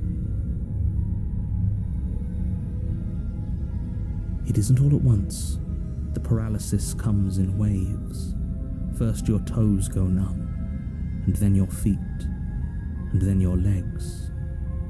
You lie prone on the floor of the cabin, unable to do anything but witness her approach. Whose side are you on? Yours, of course. But I have a duty to uphold the truth. Lying about the facts of the situation doesn't change them. So helpless. I can take my time with you, can't I? She steps closer, one silent footfall at a time, cocking her head in curiosity as you feel your organs shutting down one by one. Or maybe I can't take my time with you. You don't look well. A little green around the gills. What a shame. If you'd only helped me get out of here, we could have done such wonderful things together. Your lungs stop drawing in breath, and your heart freezes in your chest. You have seconds left. I'd say better luck next time, but we both know this is the end, don't we? It can't be. This can't actually be how everything ends. I'm sorry, but it is. Everything goes dark, and you die. You're on a path in the you're here to slay.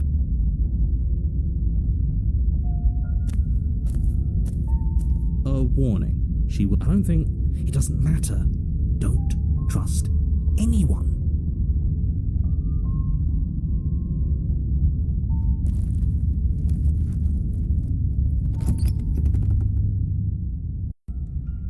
The interior of the cabin is plain, the smooth wood of the walls almost featureless. The only furniture of note is a lone table, knocked on its side in the corner of the room. A pristine blade stands between you and the open, inviting basement doorway. The blade is your implement. Hold on. What happened to the door? It's just an empty frame. She's already gotten out, hasn't she? And she's ready for us. She's been waiting. Can't you feel her eyes on us? I'm going to need all of you to pull yourselves together. The princess has not already gotten out. But if you keep getting stuck in your head like this, you're going to struggle to get the job done. So deep breath in, deep breath out. Your task awaits, and only you can do it.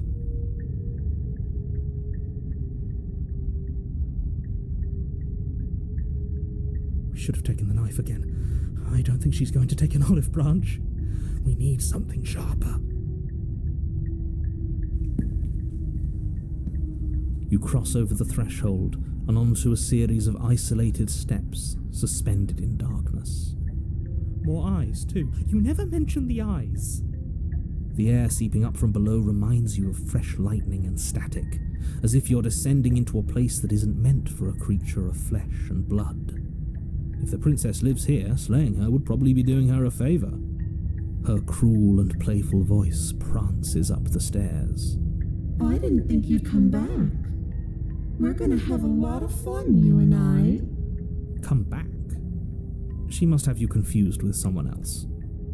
You really don't remember, do you? It doesn't matter, we need a game plan. We know we can't just go down there unprepared.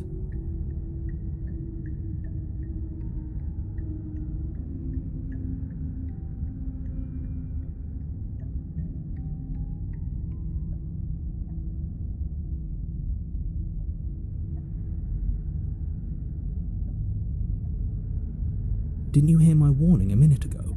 She can't be trusted. Talking won't do you any good. Something tells me she isn't going to be very keen on talking anyway. You make your way to the bottom of the stairs. As you emerge, you find yourself between two loose rows of white wooden planks suspended in nothingness. A smattering of cobblestones visible against the inky black of the basement mark where the floor should be, forming vague pathways. At what seems to be the end of the room, they diverge in opposite directions, left and right. She could be anywhere, and there's nowhere for us to hide. We're completely exposed. Are you really not going to comment on how weird this place is? No, I'm not. Somebody needs to be the voice of reason here, and it certainly isn't you. Excuse me, I'm being incredibly reasonable. You're the one who's just matter-of-factly describing whatever the hell we're looking at like it's an ordinary basement. We're going to die down here. I don't want to die again. Please stop saying that. You're only going to make things worse. Just pick a direction and start moving. I wouldn't give it too much thought if I were you. It doesn't really matter, because either way you go, I'm going to find you.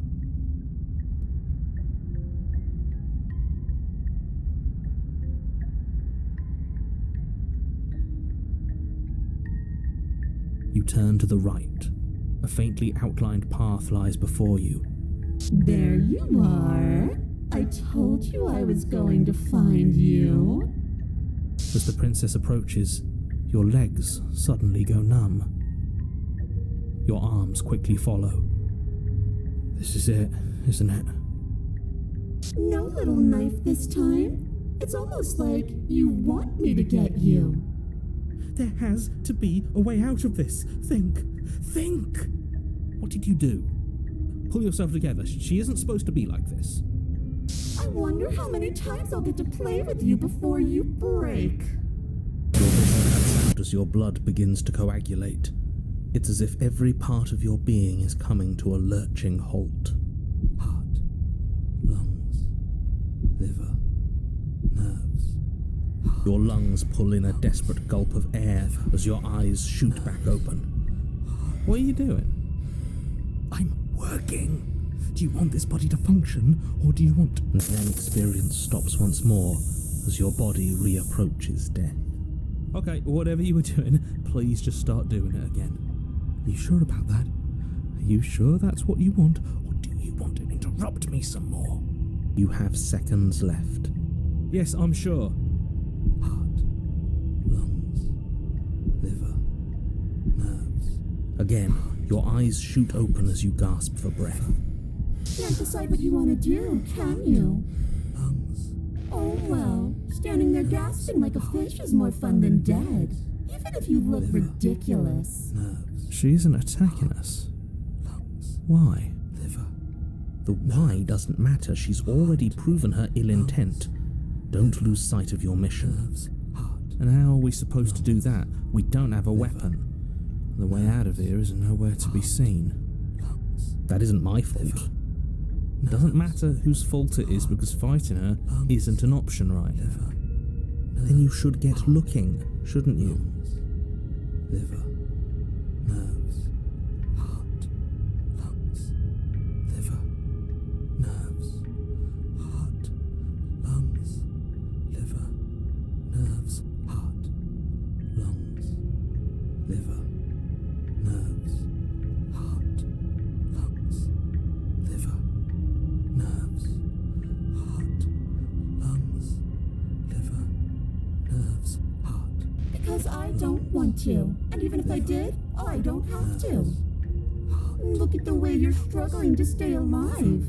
It's taking everything you have to keep your heart pumping right now. And I'm enjoying the show. Nerves. The princess leans forward, bringing her masked lips close to your ear. If I want to see you gone, all I need to do is break your concentration. Heart, lungs, liver, nerves. She slowly runs her velvet glove across the base of your neck. It feels like static. And then... Shit, make her stop. Hey, snap out of it. Okay, deep breath. Deep breath, we're fine. Heart, You're back. Lungs, liver, nerves. One heart, moment, lungs, and then liver, you're gone. nerves, heart, Just lungs, liver, like nerves, that. Heart, lungs, Ah, liver, nerves, and there's the lungs, fear. Liver, nerves. She pulls away. Lungs, liver, But that wouldn't be very fun, now would it? liver, I've already done that. heart, lungs, liver, nerves, heart, lungs, liver, I am what I am. heart, It's not lungs, my liver, fault that you can't nerves, handle being heart, around lungs, me. Liver, nerves, heart, lungs, liver, nerves, heart, lungs, liver, nerves, heart, lungs, liver, nerves. What? Heart, No! Lungs, liver, You come around. lungs, Oh, this is going to be so wonderful. liver, nerves. No, I'm not going to let this happen. Before you can utter another word, your body stops moving, and, do you think you can just wrest control away from us? This body's barely functioning as it is. Doesn't the world end if we fail to stop her? Won't letting us die here just make it end faster? Shit. Lungs, liver, nerves, heart. with a flick of the princess's wrist, the stairs slide back into place. I can't believe you're making me watch you damn everyone to torment and oblivion. Nerves, Come along now. You don't want to be stuck down here. The princess glides onto the stairs and beckons you to follow. If only you had a weapon, this would be the perfect opportunity to use it. But we don't. We've already made our choice. We can still grab it on the way out. You're not wrong, but maybe you should let me handle the suggestions for the time being. Just focus on keeping us alive. Right. Heart, lungs, liver, nerve. You step onto the basement stairs, following the princess as she ascends. Pins and needles punctuate your every step, an uncomfortable and constant reminder of your mortality. Is this really worth it? At least it's a choice. That doesn't justify anything. A terrible choice is still terrible. Make sure you keep up. We wouldn't want you to fall. As if acting on instinct, you crane your neck and look behind you. There is nothing there. The princess reaches the top of the stairs and taps on the door. Her head twists back in your direction, watching you with dead eyes as the way out creaks open. Don't forget that your pristine blade is still on the other side. You can still make this right. You can still save everyone. You can still save yourself from becoming her tormented pet. There's no harm in us having a weapon. All it does is give us more options, and we are dangerously low on those right now. Have you considered that maybe you could operate the autonomic nervous system for a bit? Everyone is trying to manipulate us, and I can only do so many things at once to keep us alive. Heart. Your body seizes violently as you regain consciousness on the floor of the cabin. No. You're doing it all wrong. You're supposed to do it like this. Heart, lungs, liver, nerves. I guess I have to do everything around here, don't I? Heart, lungs. There we go. Back with me where you belong. I thought you might have decided to break yourself just to spite me. It's better for you that you didn't. Now we can get back to business. For starters, we won't need this where we're going. The princess plucks the blade from the floor and tosses it through the door behind you. It vanishes into the inky black of the basement, never to be seen again. Guess we're not stabbing her in the back. I guess not. I'm going to fix myself a stiff drink. If I'm about to watch you hand the world to her on a silver platter, I'd rather not be sober. And now you open the door. There's nothing else for us to do. The doorknob twists in your hand, revealing the forested path beyond the cabin. You bastard. You've actually done it. You've actually doomed every It's so beautiful. I can't wait to ruin it. But it's so cold, too. It's itching against my skin. Why is it so cold?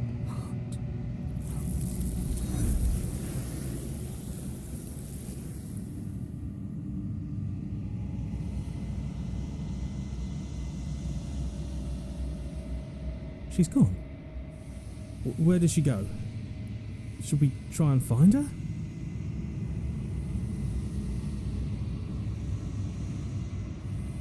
This is calling us, and not in a good way.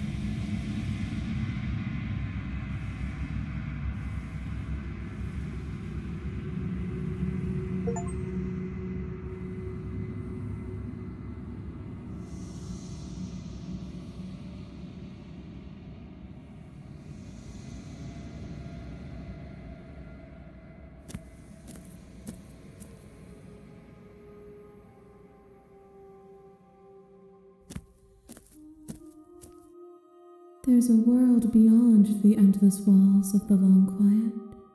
We're supposed to be there. Do you know what we'll find out there?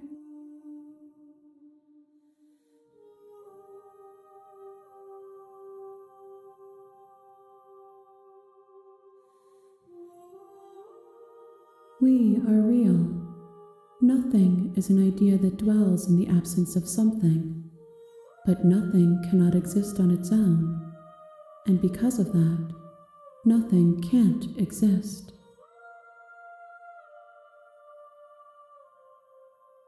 There is a warmth and sadness in me at the thought of people, fresh tears on a winter's day. They are not like us. They do not last. This one is filled with sadness, a doll abandoned to the company of her darkest impulses. She desires only companionship, but the only thing she knows is how to hurt. She will make for a tender heart. Do not mourn her. She has finally found her way home.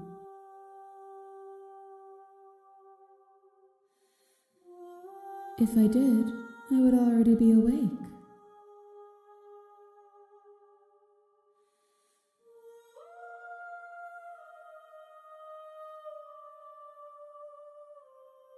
No, their thoughts are quiet. Do you think your narrator lives in the spaces beyond?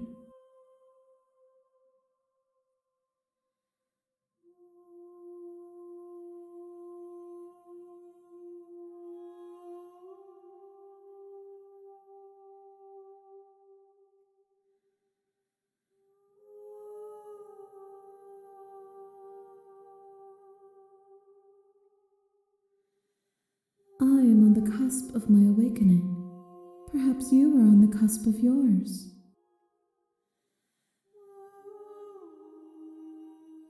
The next time I see you, each of us will finally know what we are. I will be here, waiting for you.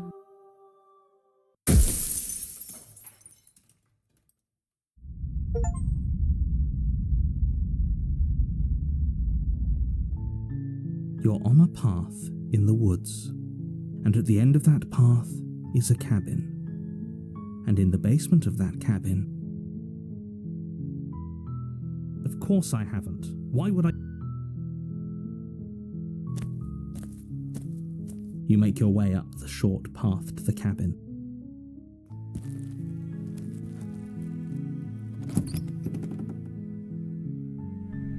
The interior of the cabin is almost...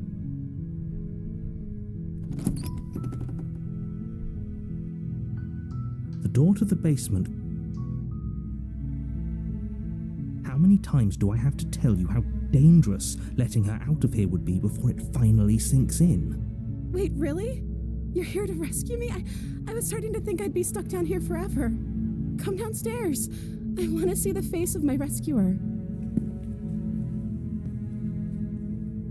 You walk down the stairs and lock eyes with the princess. There's a heavy chain around her wrist. I hope you brought something to deal with these chains. Don't do it. If she gets out of those chains, we're all one step closer to the end. You're only making this more difficult. Thank you. Thank you. You're making a huge mistake. No, you're doing the right thing. You walk up to the chains binding the princess to the wall and give them a tug. They're large and heavy, far too solid for you to even imagine trying to break them apart.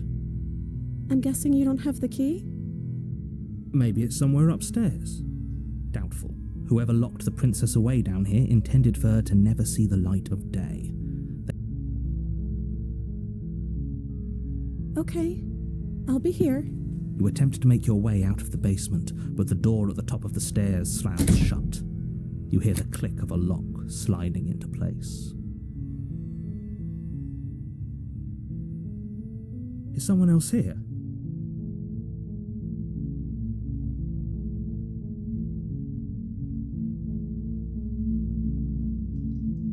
Your shouts and pleas are met with silence. I'll repeat myself once again. You make your way to the bottom of the stairs. This would have been so much easier if you'd just taken the blade like you were supposed to. Easier for whom? Easier for everyone. Look at the mess you're in. I heard the door slam. They locked you down here too, didn't they? There's a slight panic rising in the princess's voice. If I could just get out of these chains, I know we could force our way out of here together. She barely hesitates before raising her arm to her mouth, her teeth tearing through her limb with the determination of a trapped wolf. As she rips her flesh from her bone, a sound comes from behind you, the clang of bouncing metal. It's the blade from upstairs. You're not sure how it made its way down here, but if there's a time to strike, it's now. Or we could use it to free her. You won't like what happens if you do that.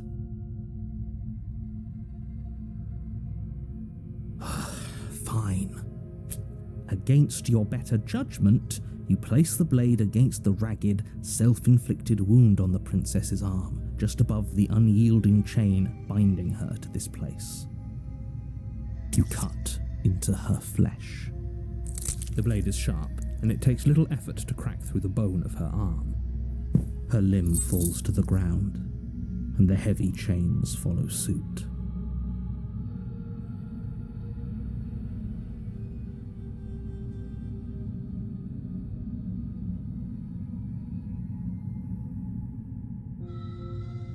She didn't so much as utter a sound through the whole ordeal. No, she didn't. She smiles softly as her gaze meets yours, blood from her wounded arm dripping rhythmically to the ground. How is she still smiling after everything? It's like she isn't even bothered by what just happened. Thank you. Now let's get out of here.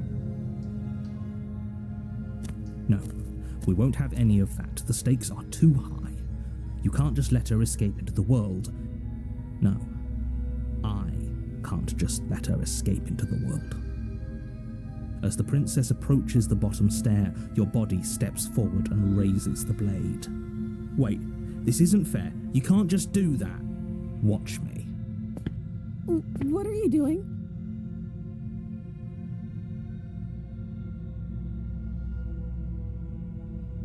Stop that. Something's come over you, hasn't it? You know you don't have to do this, right? Your body lunges forward, the blade held low, ready to sink into her heart.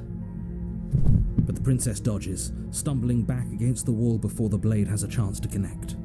Stop it. Stop trying to resist me. I'm trying to get you out of here alive. The blade. Move the blade. As your body remains frozen in stubborn resistance, the princess takes a cautious step forward. We both know this isn't you. She nervously reaches towards you and takes the blade from your infuriatingly rigid hands. What are you doing? I'm sorry. I'll try to be quick. She plunges it into your chest, tearing through flesh and sinew. It is agony. But you aren't dead yet. Oh no, I'm so sorry. Stay strong. We can tough it out until it's done. For her sake. For her sake? Don't you start pretending that dying a painful death is some sort of heroic gesture. The two of you have literally doomed everyone. Whatever. She sinks the blade into your chest again and again and again, and you feel every inch of burning pain that slices its way into your body. I'm sorry. She doesn't know how to use a knife, does she? Apparently not, though it doesn't matter how sloppy her blade work is, does it? A stab wound is still a stab wound, and it won't be long before you bleed out. I'm so sorry. With one last thrust of the knife, your legs give out beneath you. You collapse to the floor, your blood pooling around you, your limbs unresponsive. The princess stares down at your ruined chest as tears carve rivulets of pink down her blood-spattered cheeks. It can't just end like this, right? Oh, that's rich coming from you. As much as I'd prefer for things to have gone differently, I can't deny the reality of what's happened. The two of you made your choice. It's over. Everything goes dark, and you die.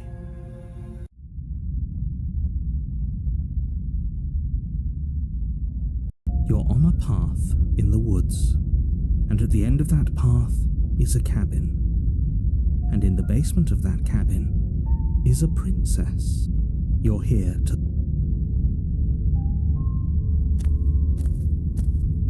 A warning, she will lie. If only you knew what you did to us, you villain. Excuse me? Forget he said anything. But he is a villain. He made our beloved brutally take our life last time. He is trying to keep us apart, but he won't be able to withstand the power of our love. Last time? What are you talking about? I think he just likes to hear the sound of his own voice. Let's try to ignore him. I do, but I also speak from the heart. My passions are too great to be stifled. They must be expressed.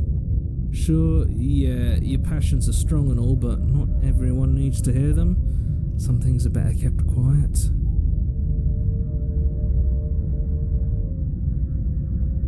Don't pay their bickering any mind. Focus on the task ahead.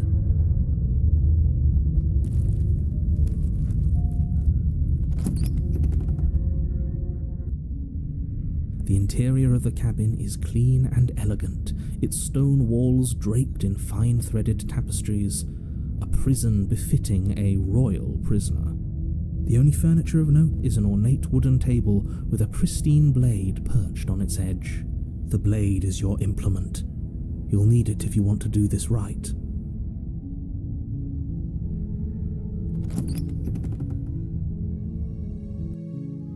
The door to the... But it's still a stone basement.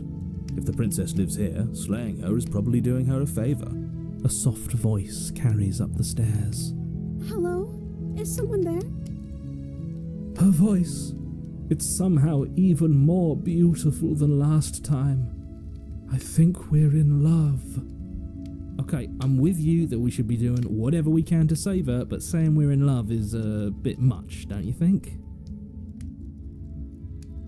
We don't even know the princess. We can still do right by her without all this fawning. Yes, for everyone's sake, you're not in love. Just remember that her charms are all part of the manipulation. You walk down the stairs and lock eyes with the princess. There's a heavy chain around her wrist, binding her to the far wall. My love, we're here to rescue you from your unjust and foul imprisonment. You know she can't hear you, right? She may not be able to hear my words, but surely she can hear my spirit. Oh, your spirit's plenty loud, all right. It's you, my dashing hero. I was so worried you wouldn't come back. Did you hear that? She said we're dashing. And she called us a hero. Flattery really goes a long way with the two of you, doesn't it? Waiting for you to come back? You've been here before, haven't you? That's right, villain, and you killed us. Well, she killed us. Only because he made us try and kill her. It was self-defense. Our beloved's hands remain unstained by cruelty. And you've died before. So an entire world has been damned to oblivion. I'd really hoped I'd be the first, but what's done is done. What matters is you have a chance to do it right this time. We damned a whole world, but everything reset. Nothing resets, you're just somewhere else. And you can't keep hopping between worlds forever, especially not without leaving a trail of incomprehensible devastation behind you. This is horrible.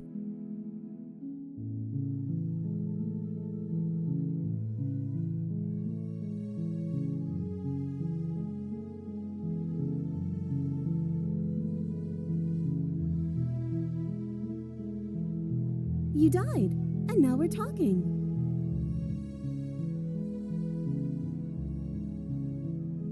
I don't know. Was I supposed to have ended the world? Would that have made you happy? Isn't that just like our darling princess? She wants to make us happy. My heart melts further with every word that passes through her beautiful lips.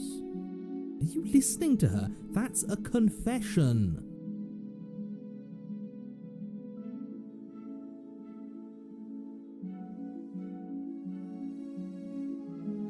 Then I didn't end the world. See? She didn't confess anything. She is innocence itself. I'm not so sure.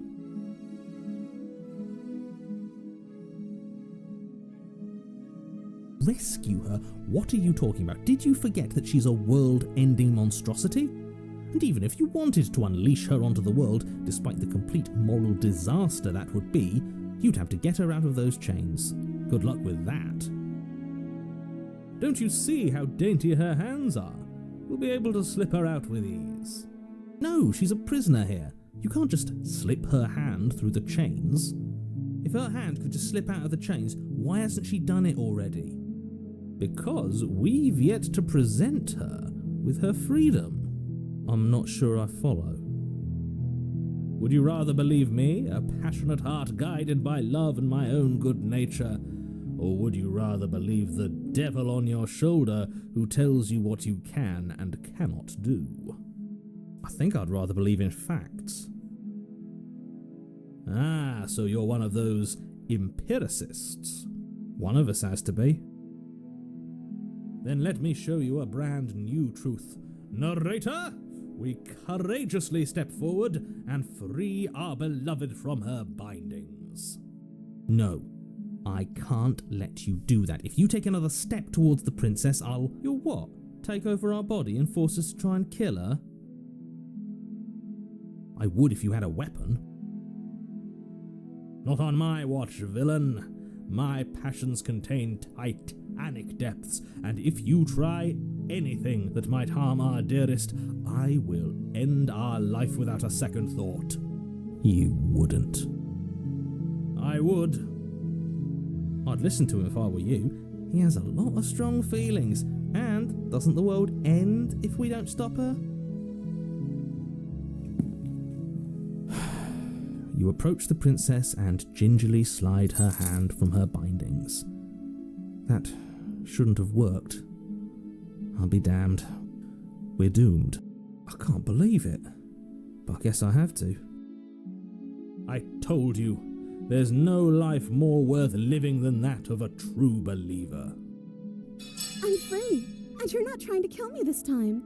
Thank you. Thank you so much. The princess jumps up and smothers you in a joyful embrace. Ugh. If only you had a weapon, one slip of the wrist and your pristine blade would be buried in her back and everyone out there would be saved. Luckily for Mr. Romance, we don't have a weapon. Who needs a weapon when we have the power of love on our side? What do we do now?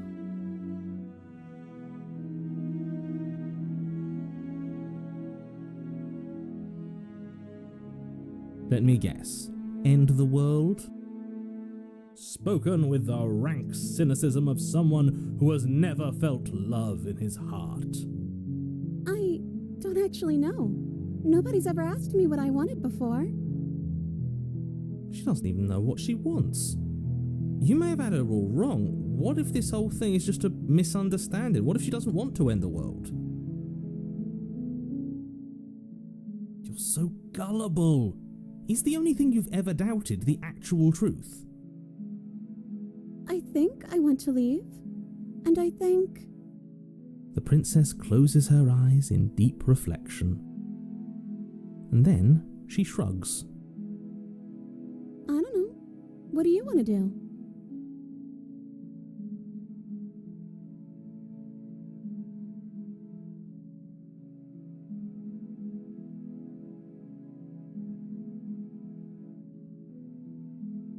That sounds perfect. The princess takes your hand, the last hopes of the entire world slipping through your fingers as they intertwine with hers. We have each other. We don't need the world for our happy ending. I like to think that you do, actually. Look, I have my doubts, but the choice has been made and this is happening. You don't have to mope about it. I will mope about it, because moping is the only recourse you love-blind fools have left me with. You and the princess walk up the stairs hand in hand. Ugh, look at the way she's smiling at you. She doesn't have to be so happy about this. And what happens after we walk up the stairs? Let's see. Oh, isn't that interesting? The door slams in your face and the lock clicks. That's a familiar move. Did I do that last time? Then you should know that you won't be able to leave. Oh no! Did someone lock us in here? That's not fair. We're supposed to leave now.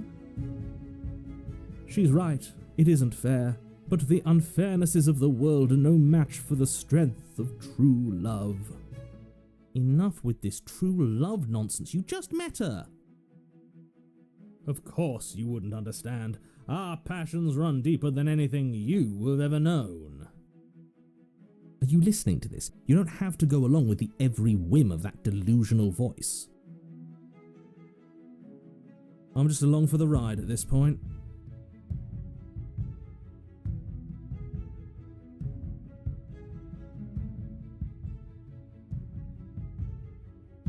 Okay, yeah, let's do it. Like a pair of teenagers in love, you and the princess place your hands on the door together. Blech. And the lock clicks and the door creaks open. Are you kidding me? I told you our love was insurmountable. You and the princess make your way upstairs, and the blade, that's right, there's still a chance for you to do the right thing. Take the blade from the table and slay her before it's too late.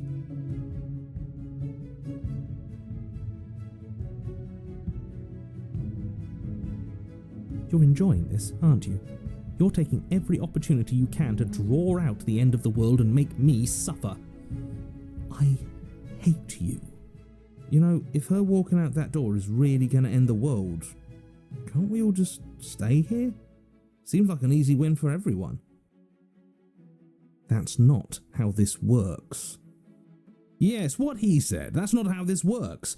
Obviously, we have to leave with her. It's our happy ending.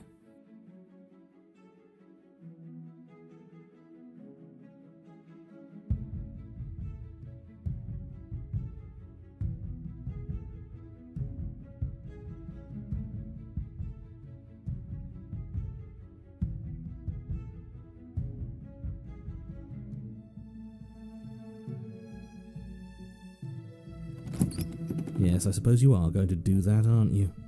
You cross the room, opening the door to the cabin. And then you step outside. Our happy ending at last. We did it! What should we do now? Where did everything go? Where did he go? Oh, is he gone? I hadn't noticed.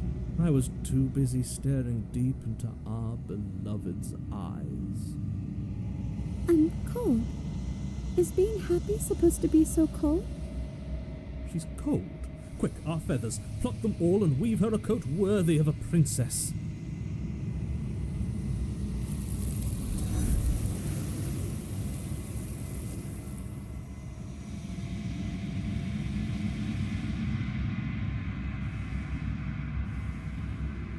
She's gone. And is that a... This... Yes. I fear that we won't like what we'll see. What if we just sit here and...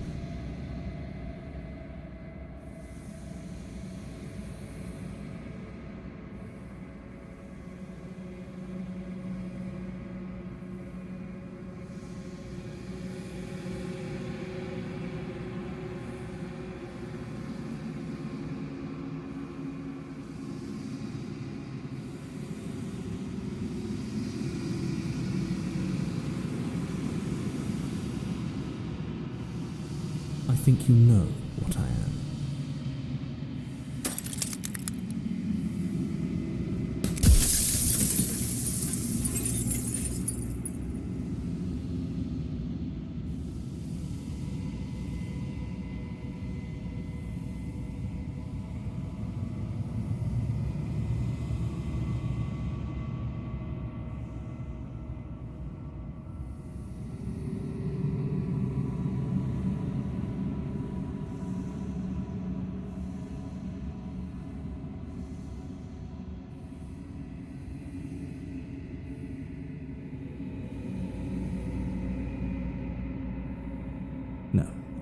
not a part of you. But that's all a matter of perspective, isn't it? From one vantage point I must seem wholly foreign, but from another, well, all the versions of me that have existed have collectively heard your every thought and driven your every action. If that isn't being part of you, then what is?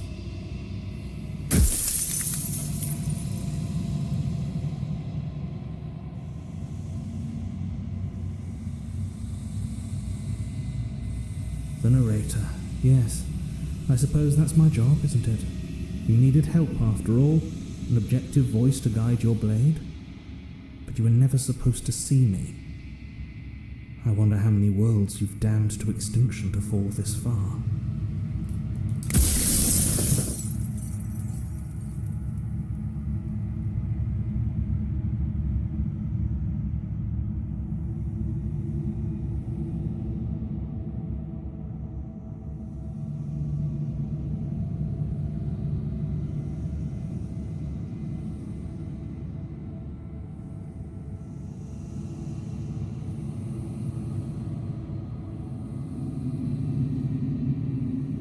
You were, and it was by both necessity and design. This construct you're in exists in many places at once. Any time you failed, any time you thought yourself dead, it would restart and shunt both your consciousness and hers into another world.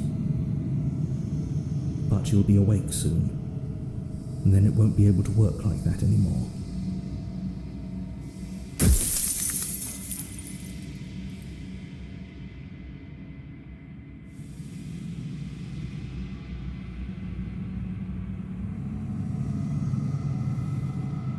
I do. The people out there are real. No matter what you do to them, no matter what you enable, I want you to remember that.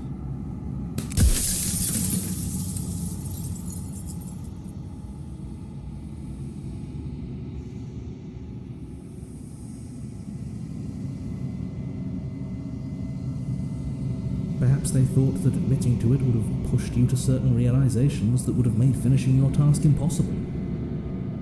Maybe they were just in denial. I'm sure many of them were convinced that they had to be the first version of them you'd encountered. Anything else would have been too existentially unpleasant. And for all I know, each of those other versions of me could have had entirely different understandings of how this construct works. Who's to say which of them are right and which of them are wrong, really? Except for me, I can tell you for a fact that I'm right.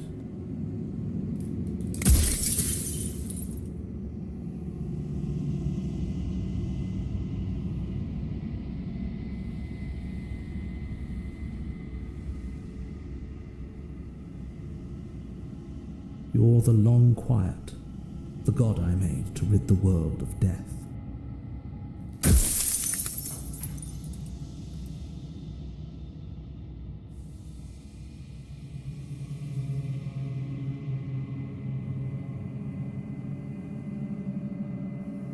She is the shifting mound, the ebb and flow, the capacity to change. She is transformation, or most of it. Her nature is why I had to die, for she becomes that which others perceive her to be. But an echo can't perceive things, not in the way that people can.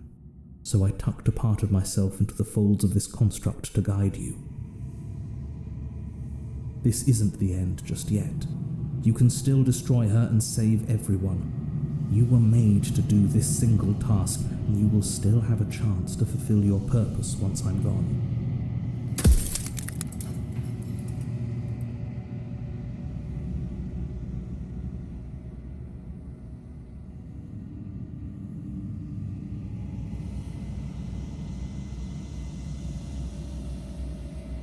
Light, burdenless, an eternal pattern of forgetfulness leading into the joys of rediscovery. Everyone will be with the ones they love. No more fear, no more howling chaos. Just life, forever. There's a cruel irony to it all. The only way I could share my dream with the world was to never be able to see it for myself.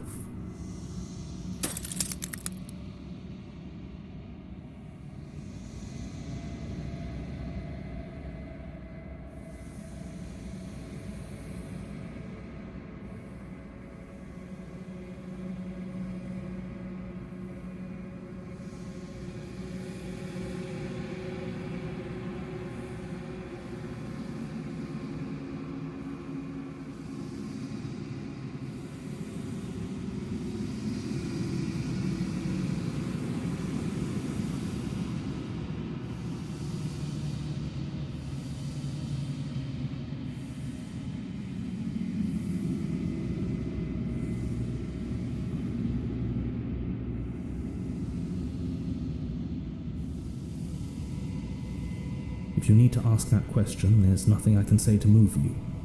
You haven't died. You cannot die. So you cannot grasp the abject horror of dying.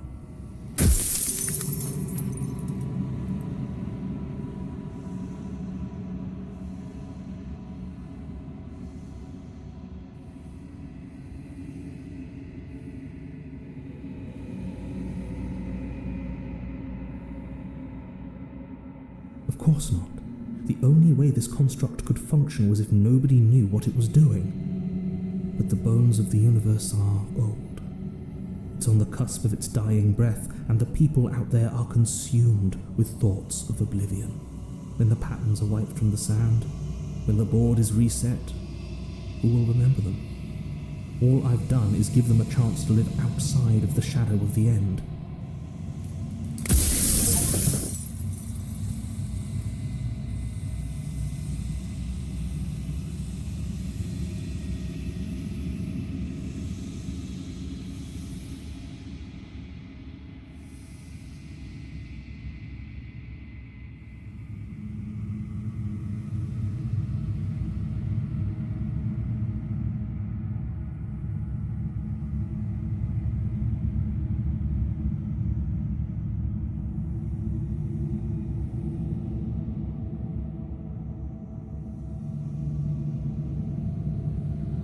So I am, and so it was always going to be.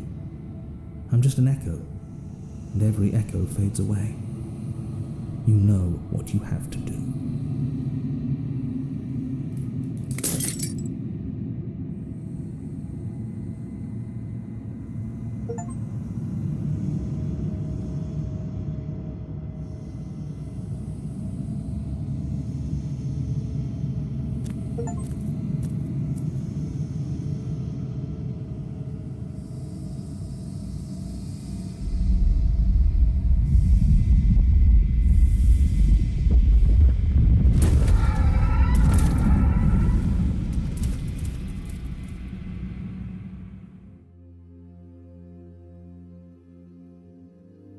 I can finally see you, and you can finally see me.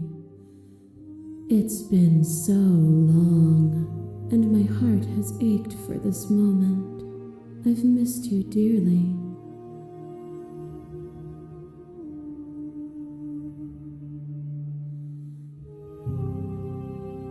Every word you spoke found its way to me.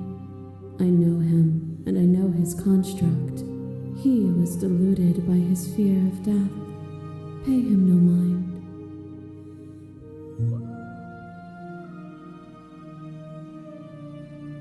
Names are their attempts to capture that which cannot be captured.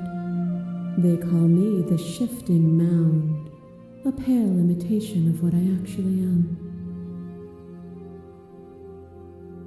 Ever the passive player, always reacting and never acting.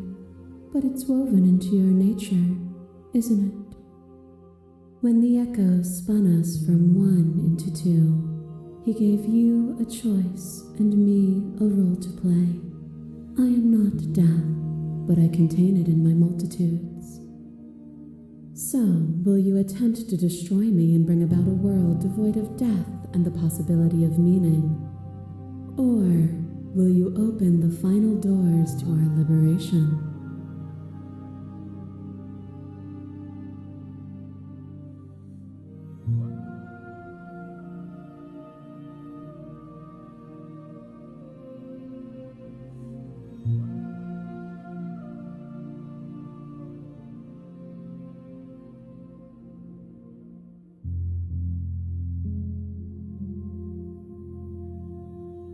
Of course I have a say in all of this.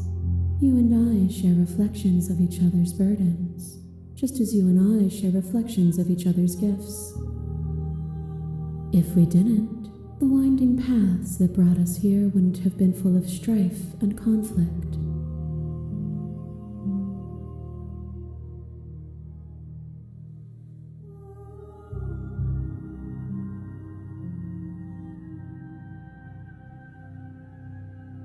Nothing brings me greater joy than to hear those words. The final piece lies with you.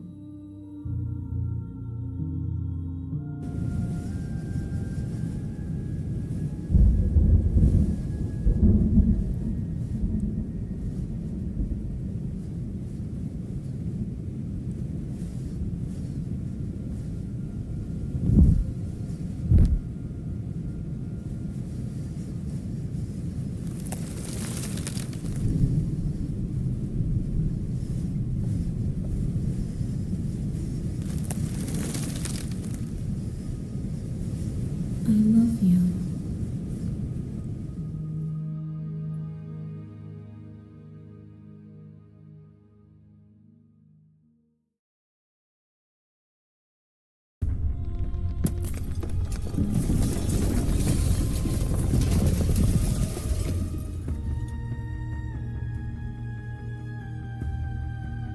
It's magnificent.